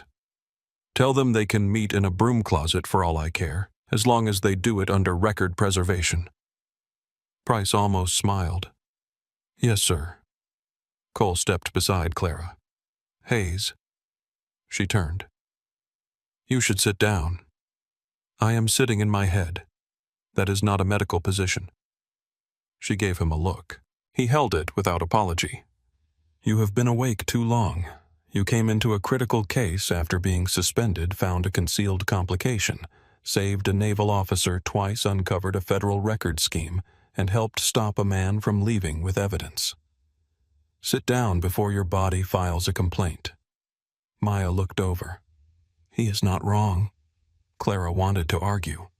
Then her vision softened at the edges for half a second, just enough to annoy her. She sat in the chair beside Kane's bed. Kane watched her. Still bad at taking orders, still bad at giving useful ones. Sit down was useful. It was not yours. A faint smile touched his mouth. That is why it worked. The room breathed around them. For a few minutes, no one asked Clara to solve anything. No one handed her a chart. No one demanded that she prove what she had seen. The monitors kept their quiet rhythm. Rain tapped the window glass. The city beyond the hospital blurred into gray. Clara looked down at the badge in her hand. Kane saw it. They took that from you in front of your people. Yes. Did you want to break his jaw? Clara looked up. That is not a clinical question. It is a human one. She considered lying, but Kane had almost died twice and did not deserve decorative answers. Yes. Why did you not? Because then he would have made the story about my hands instead of his. Kane nodded slowly. Smart. No, she said. Practiced. That landed between them. Kane's eyes shifted toward the window. They practiced on you before. Clara said nothing. In the silence, the old field clinic rose again, but this time not as a flash of blood or dust. It came with the after. The debrief room. The metal chair. The officer across the table asking her to sign a statement that turned refusal into confusion, urgency into emotional response, survival into luck. She had saved lives, and the system had thanked her by sealing the truth so tightly it became invisible. Kane had known. Maybe not all of it. Maybe not the way it had followed her into civilian life. But enough. You could have cleared my name years ago, Clara said quietly. The room seemed to pause. Cole glanced toward Kane, then stepped back toward the door to give them space. Maya lowered her eyes. Daniel stopped typing for the first time in minutes. Kane did not look away. I tried. Clara's face remained still, not where anyone could hear. His jaw tightened. No. There was pain in the answer, not the surgical kind. Why Kane breathed carefully before speaking. Because the mission was sealed above my authority at the time, because men with cleaner uniforms and dirtier hands decided the official record mattered more than the people inside it. Because I was alive, promoted, and still learning how much command can cost when you do not spend it fast enough. Clara felt something move in her chest. Not forgiveness, not yet, but the shape of an explanation. Kane looked at her hand around the badge. I put your name in my contingency file because it was the one place I could make the truth operational. If I ever went down and the usual answers failed, I wanted the person who had already proved she would choose the patient over the order. Clara looked toward the door where nurses moved past with charts pressed to their chests. That does not give me those years back, no, Kane said. It does not. There was no speech after that, no polished apology, just the old Admiral lying pale under hospital light and the woman who had kept him alive sitting beside him with an old badge in her palm.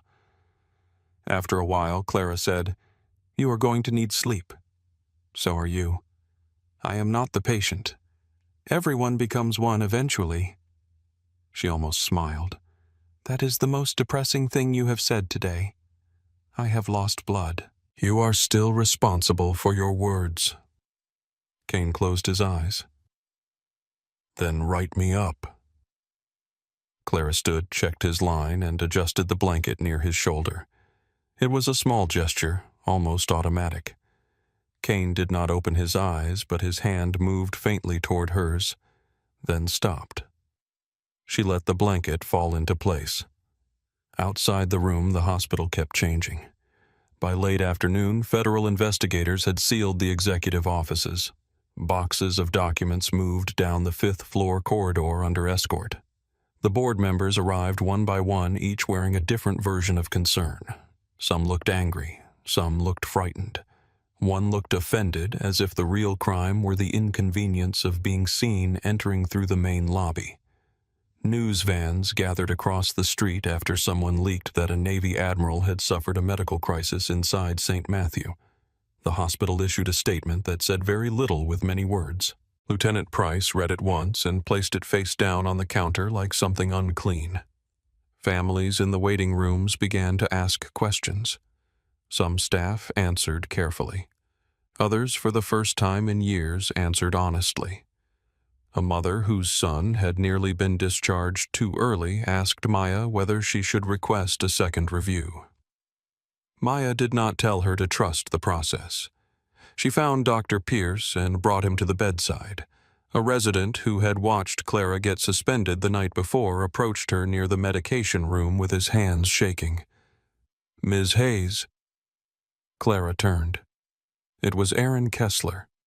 He looked younger than he had in Trauma Bay 3, less polished by certainty. "I need to apologize."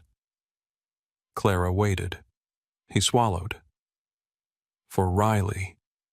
For not listening. For letting Langford turn it into your conduct when the patient was right there in front of us." "The patient was not right there," Clara said. Kessler blinked. Clara's voice stayed calm. "The patient was deteriorating in front of us. There is a difference." His face tightened with shame. "Yes." She studied him for a moment. He could become dangerous if pride returned. He could become useful if shame turned into discipline. "Go see Mrs. Riley," Clara said. His eyes lifted. "What?" "Tell her what happened. Tell her why her husband is alive. Do not mention me unless she asks.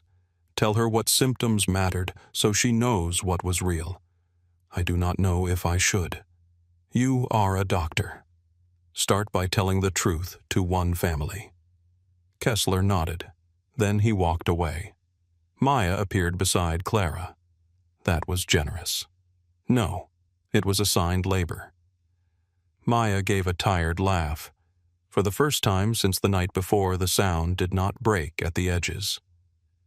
Evening came slowly. The rain cleared near sunset, leaving the windows washed clean and the sky pale over the city. Seattle glowed in wet reflections. The Space Needle stood faint in the distance, half hidden behind low clouds. Clara stood near the ICU window with a paper cup of coffee she had not touched. Maya joined her with 2 sandwiches wrapped in plastic. "You need to eat. I am not hungry." That was not a question. Clara took one. They ate in silence for a while, leaning against the wall like soldiers between movements. Finally, Maya said, "I thought he would win." Clara did not ask who. "I did too." Maya looked at her. "You always sounded like you believed he would fall." "No," Clara said. "I sounded like I did not want him to hear me doubt it." Maya nodded. Across the hall, Daniel was speaking with investigators, showing them how the altered files had been layered. Aaron Vale stood beside him, giving a statement about Victor's private storage practices. Her shoulders were still tight, but she no longer looked like a woman waiting for permission to breathe. "Doctor." Pierce stepped out of a conference room with a face like stone.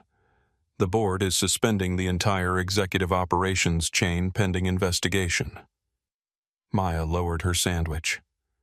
"All of them, enough of them to make the rest suddenly interested in ethics." Clara looked at him. "And the staff reviews." Pierce held up a folder. "Frozen." Samantha Vale's case reopened. "Nurse discipline cases from the last 3 years under external audit. Riley's case classified as appropriate escalation." Maya shut her eyes. "Thank God." Pierce looked at Clara. "They want to speak with you. Who the board?" Clara stared through the glass at Kane's room. "No." Pierce blinked. "No? They did not call me when Victor took my badge. They can read my statement." Maya's lips pressed together to hide a smile. Pierce studied Clara, then nodded. "I will tell them." He turned to leave, then stopped. "Clara." She looked at him. I signed reports I should have followed all the way to the end. I trusted the final summaries because they came back on official letterhead. That was lazy. Worse than lazy. Clara did not soften it. Yes. Pierce accepted the word. I am going to fix what has my name on it. Do that. He nodded again and walked away. Maya watched him go. You are giving out absolution in very small portions. I am not giving absolution. What are you giving? Directions. Night settled over St. Matthew. The hospital was still full of pain, but now there were investigators in the halls, Navy officers near the elevators, and a strange, fragile current of courage moving through the staff. People who had whispered for years began writing things down. Names, dates, orders, strange revisions. Conversations they had tried to forget because remembering felt useless. Clara moved through it all without clipping on her badge. She kept it in her pocket now. Not hidden, held. Near midnight, Admiral Kane woke to find her checking his IV pump. You look terrible, he said. You look expensive to keep alive. Send the bill to the Navy. I plan to. He turned his head slightly. Ceremony is in 2 days. Clara looked at him. You are not attending a ceremony in 2 days. I am not marching in a parade. I am sitting in a chair while people talk too long. You nearly died twice today. Then I should be efficient with the days I have. No. Kane watched her. You know, most people hesitate before refusing an admiral. Most people have not watched one try to escape an ICU in a transport chair. His mouth twitched. It is not an escape if there are witnesses. It is still stupid. Kane closed his eyes for a moment. It was supposed to be a small ceremony. Military medical fellows, civilian trauma partners, acknowledgement of joint emergency response work. He opened his eyes again. Your name was already on my remarks. Clara froze. No. Yes. I am not standing on a stage. You stood between me and death twice. A stage is lower risk. It is not about risk. What is it about? She looked toward the dark window. Being seen was the answer, but she did not give it to him. Kane understood anyway. They made you visible only when they wanted to shame you. Clara said nothing. He nodded faintly.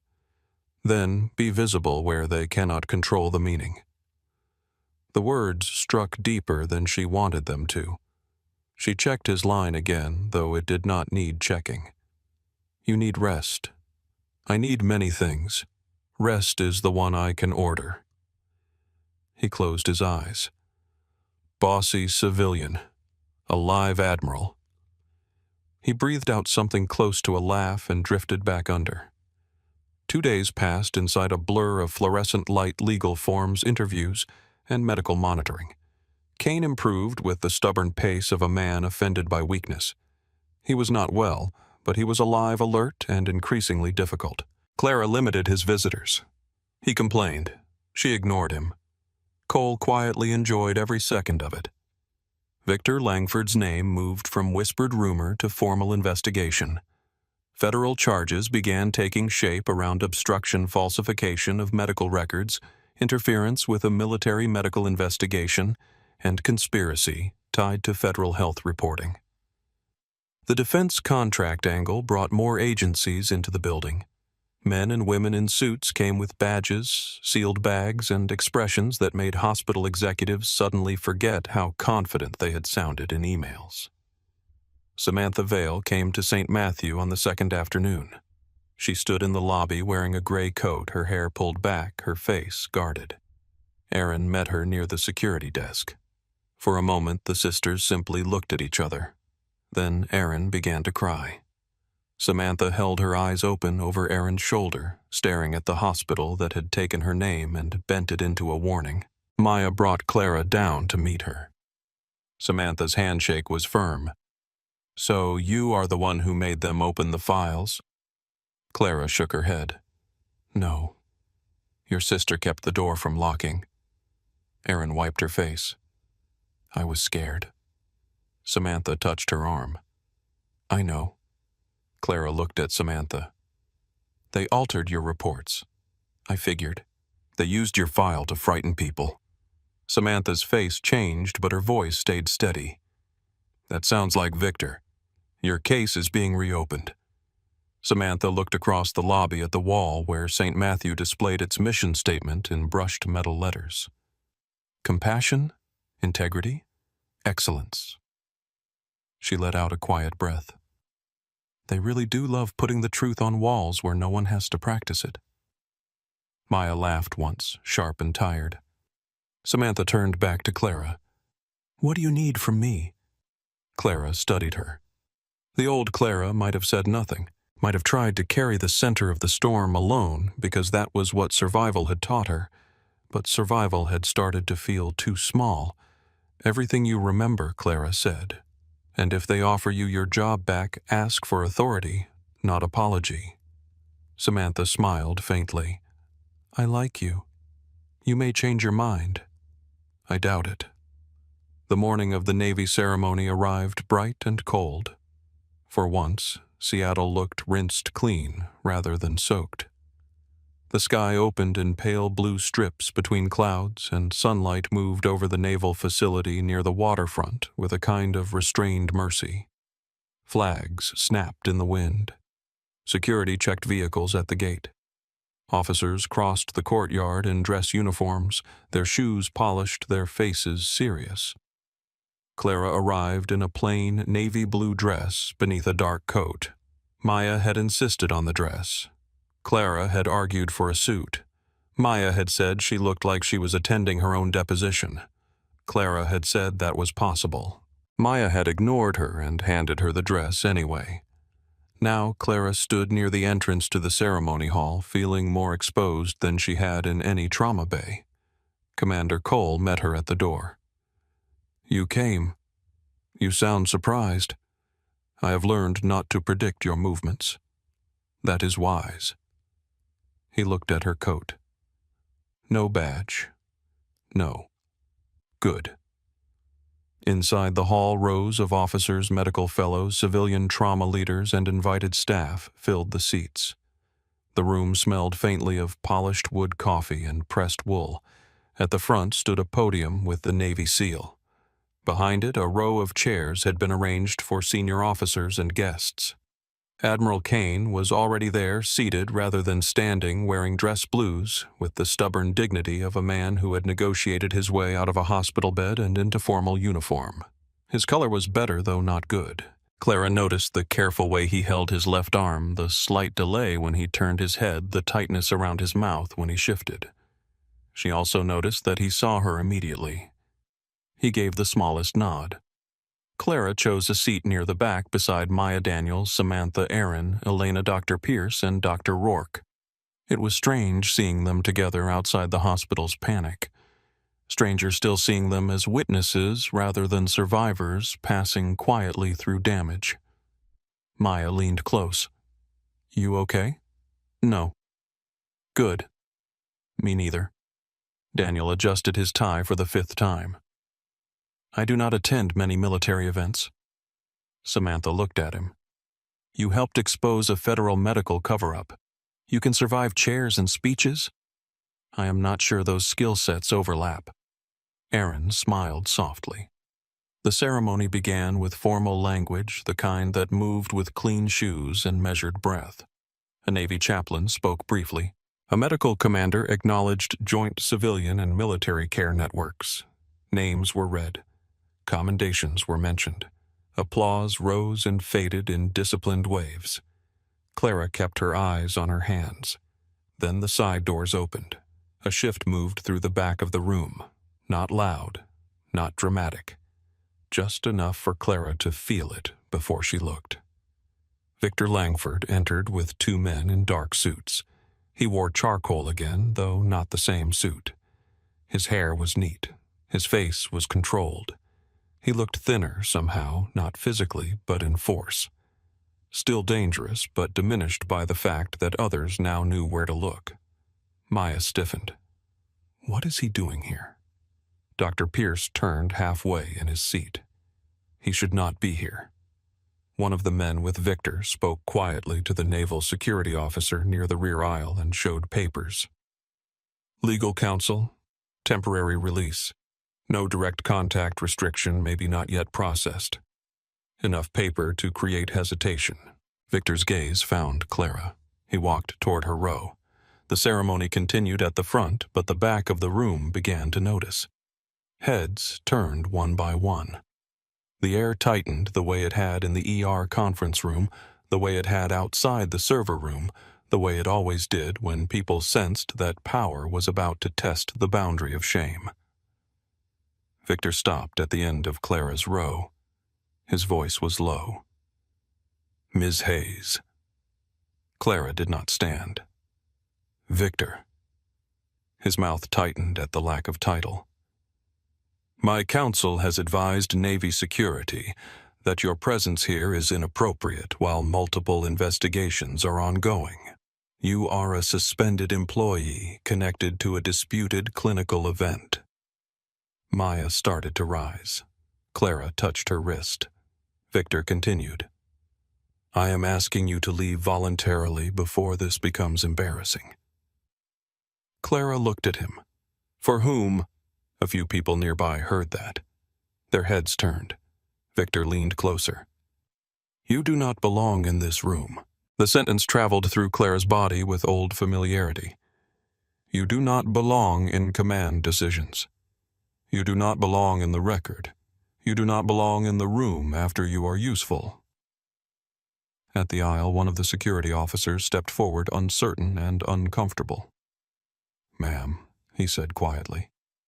Clara stood, not because Victor told her to, because she would not be handled from a chair. The ceremony at the front faltered. The speaker stopped mid-sentence. The silence moved outward until it reached the podium. Admiral Kane turned his head. His eyes found the back of the room. Victor saw the attention shift and straightened, adjusting his expression into official concern. Kane reached for the microphone. The sound system cracked softly. Take one more step toward that woman, Kane said, his voice rough but carrying, and you will explain to the United States Navy why you tried to remove the person who saved my life. No one moved.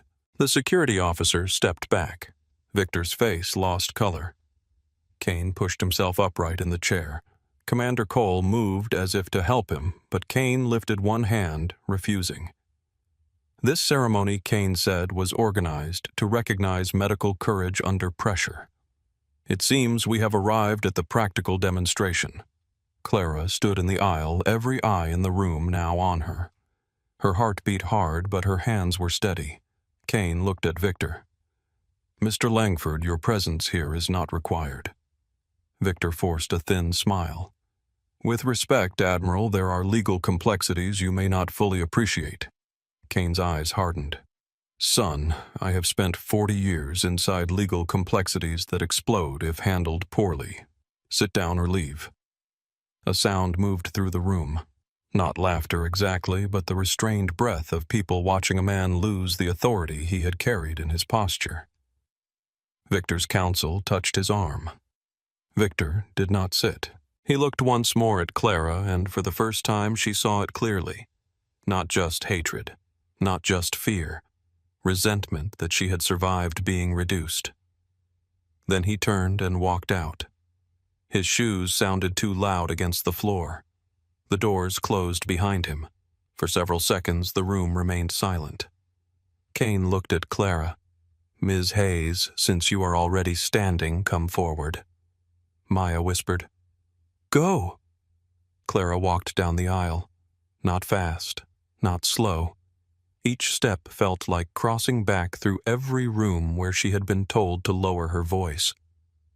Trauma Bay 3, the conference room, the ambulance bay, the field clinic, the debrief room, the server corridor, the ICU glass. At the front, Commander Cole offered a hand to help her onto the low stage. She took it. Kane looked up at her from his chair. You clean up better than you follow orders. She leaned toward him low enough that only he and Cole could hear. You look like you should be in bed. I am sitting. That is not the same. It is today. Cole coughed once to hide a smile. Kane faced the room. I have commanded ships, teams, operations, and people who were braver than any ribbon on my chest can explain. I have also seen systems fail because the truth entered the room, and everyone waited for someone with a higher title to say it first. The hall was still. In medicine, the most dangerous moment is not always the crash. It is not always the blood pressure drop the airway, closing the monitor screaming. Sometimes the most dangerous moment is quiet. It is a nurse noticing that a story does not fit. It is a junior doctor hesitating because a policy sounds safer than a patient looks. It is a chart being changed by someone who never touched the body in the bed. Clara stared at the back wall because looking at the faces was too much. Kane continued. Clara Hayes was punished for seeing what others missed. Then she was called back because a dying man had enough memory to know who he trusted when the easy answers failed. I am alive because she did not ask whether she was welcome before she acted. I am alive because she understood that authority is not the same thing as judgment. A naval officer stepped forward with a small case. Kane opened it. Inside lay a challenge coin and a commendation medal. The medal was not grand enough for what the room now understood, but perhaps no object could be. Kane took the coin first. This is from my command, he said to Clara. Unofficial in the way the most honest things sometimes are. He placed it in her hand. It was heavy for its size. On one side was Kane's command seal. On the other were 6 engraved words. For the life you refused to lose. Clara read them once. Her throat tightened. Kane watched her and his expression changed. For a moment, the Admiral vanished and the man from the field clinic looked back at her alive because she had refused to let paperwork outrank blood. Then he took the microphone again. The formal commendation will enter the record where it belongs. He paused. And this time it will not be buried. The applause began slowly. One person, then several, then the whole room rising around her. Clara did not know what to do with it.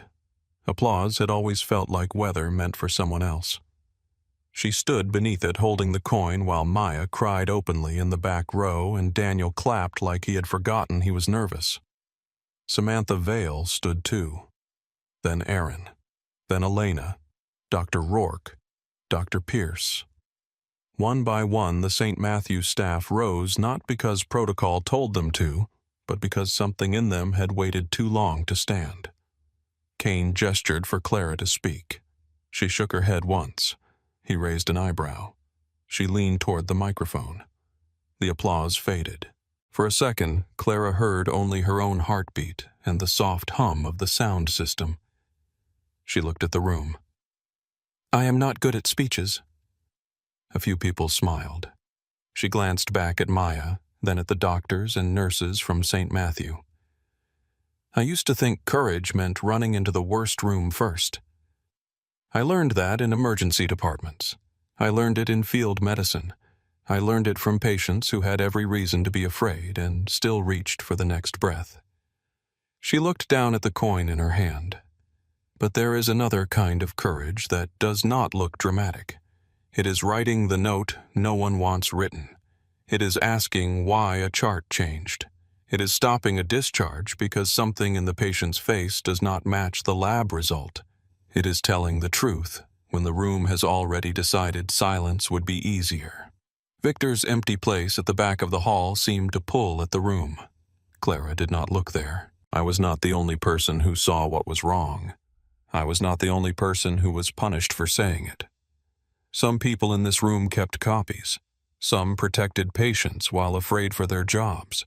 Some admitted they were wrong when it would have been easier to hide behind position. Her eyes moved to Elena. To every nurse who has ever been told that your concern is attitude, write it down. Then to Kessler, who had entered quietly and stood near the rear wall. To every young doctor who has ever felt pressure to move faster than the patient's body is moving slow down enough to look again. Then to the officers. To every leader in a room where the truth is inconvenient, do not make the bravest person prove it alone. She stopped. The room did not applaud immediately. That silence meant more to her than the applause had. It meant the words had landed somewhere deeper than politeness.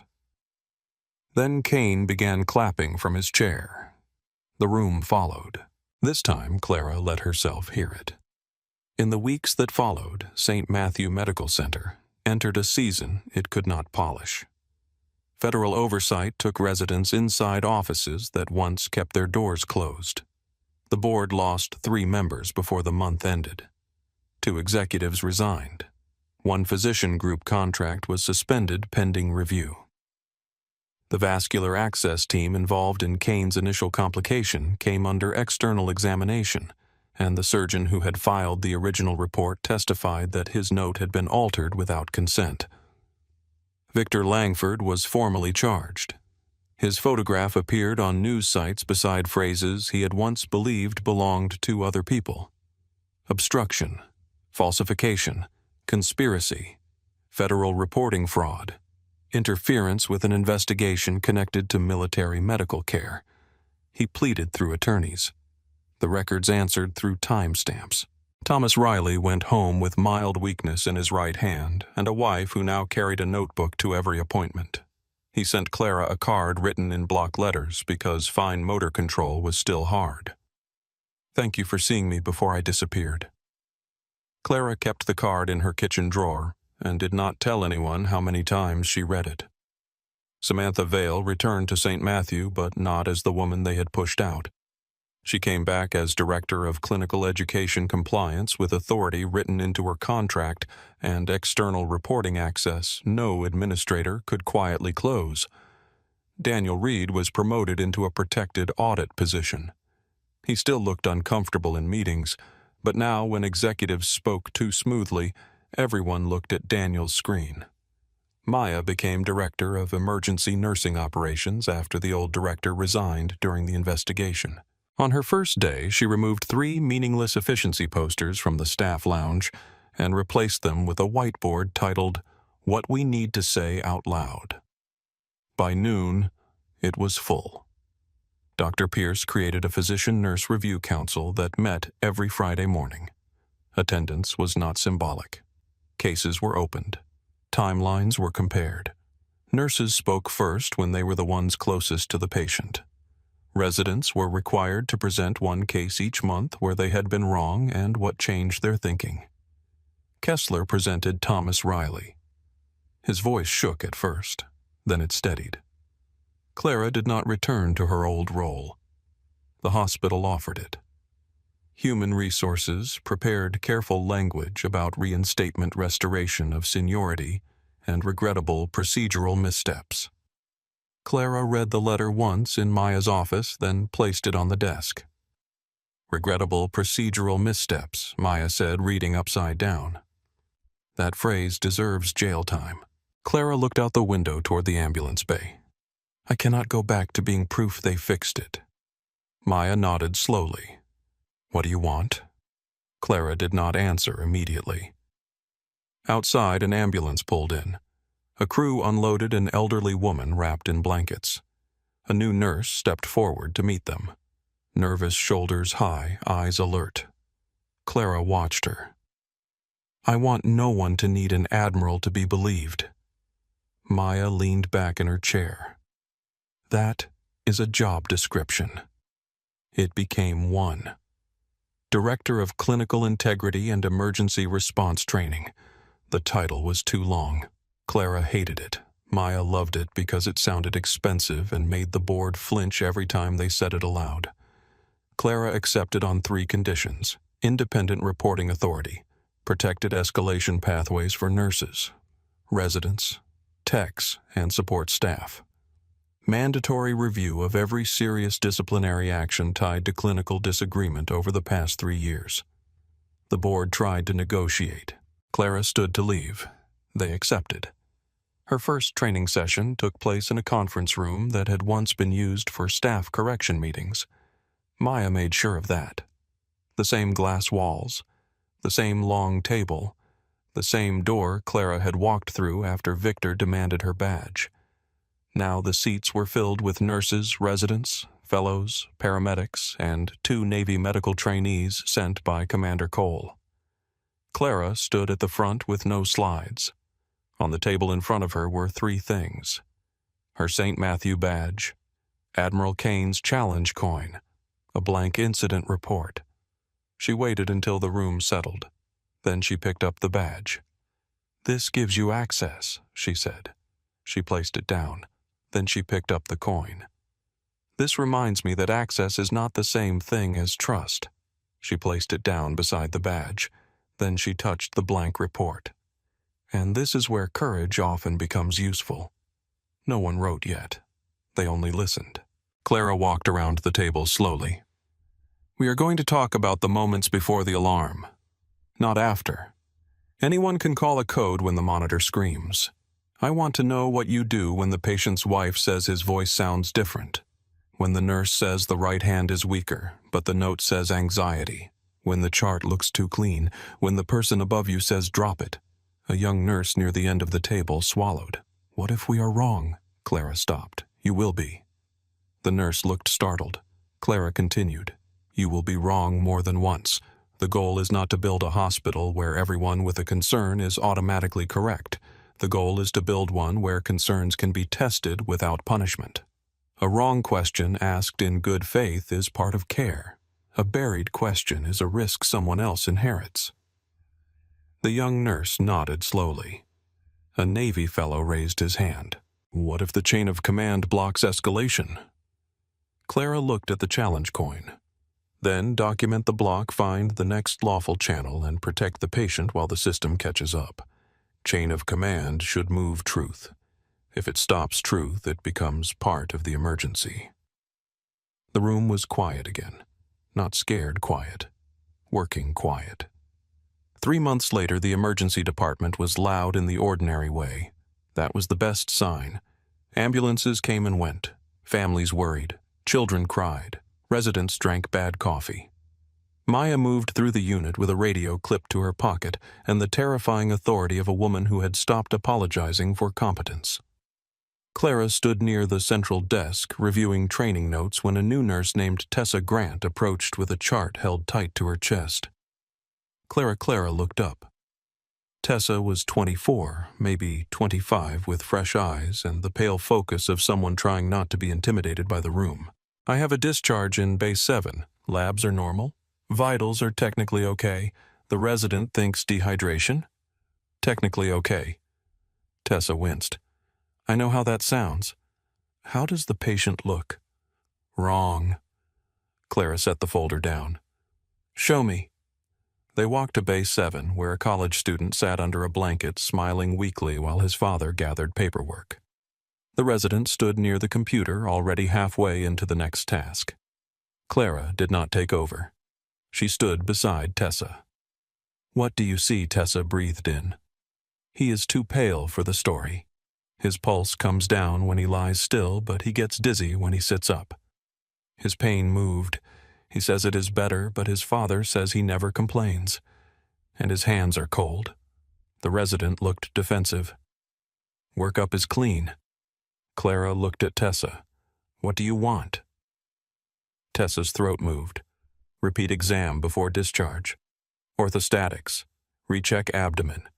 Maybe imaging if the tenderness is still there." Clara turned to the resident. "Do it." He opened his mouth, then closed it. Maya's voice came from behind them. "Problem?" The resident shook his head. "No. Rechecking." Tessa looked at Clara, almost shocked that the room had not punished her for speaking. Clara gave the smallest nod. Not praise. Permission was not the point. Recognition. An hour later, imaging found an early internal bleed from an injury the patient had minimized. The resident found Clara afterward. Tessa caught it. "Yes," Clara said. "I almost sent him home." "Yes." He looked toward Bay 7. "I am going to write that in the note." Clara looked at him then. "Good." The ambulance bay doors opened, bringing in cold air and the smell of rain. Clara stepped outside for a moment. Seattle was gray again, but not as heavy as before. Rain fell softly over the pavement. Sirens moved somewhere beyond the block. The city continued indifferent and alive. Maya joined her under the overhang. "You know Kane called." Clara sighed. "He is supposed to be resting. He said resting is a civilian myth. He is going to outlive us all out of spite." Maya handed her an envelope. "Came through Navy courier." Clara opened it. Inside was a photograph from the ceremony. Kane seated at the podium, Clara standing beside him with the coin in her hand. Behind them, the room blurred into applause. On the back, Kane had written in firm, uneven letters, "Hayes. The record is corrected, not repaired, corrected. Repair is what you do next. R. Kane." Clara read it twice. Maya looked at her. "You okay?" Clara slipped the photograph back into the envelope. "No." Maya nodded. "Better answer than fine." Clara looked through the ambulance bay doors into the emergency department. Tessa was at Bay 7 speaking with the patient's father. Kessler was reviewing a scan with a nurse before making a plan. Daniel was arguing with a department manager about audit transparency on a wall monitor. Samantha was leading 2 new educators through a checklist. Pierce stood beside a resident, asking what the nurse had seen before he asked what the scan showed. Not perfect, not clean, not healed, but moving. Clara reached into her pocket and closed her hand around the challenge coin, its engraved words pressed into her skin, "For the life you refuse to lose." Sirens rose in the distance. Maya looked toward the street. Coming in hot, Clara placed the envelope inside her bag, turned back toward the doors, and stepped into the bright noise of St. Matthew. This time, no one asked whether she belonged there.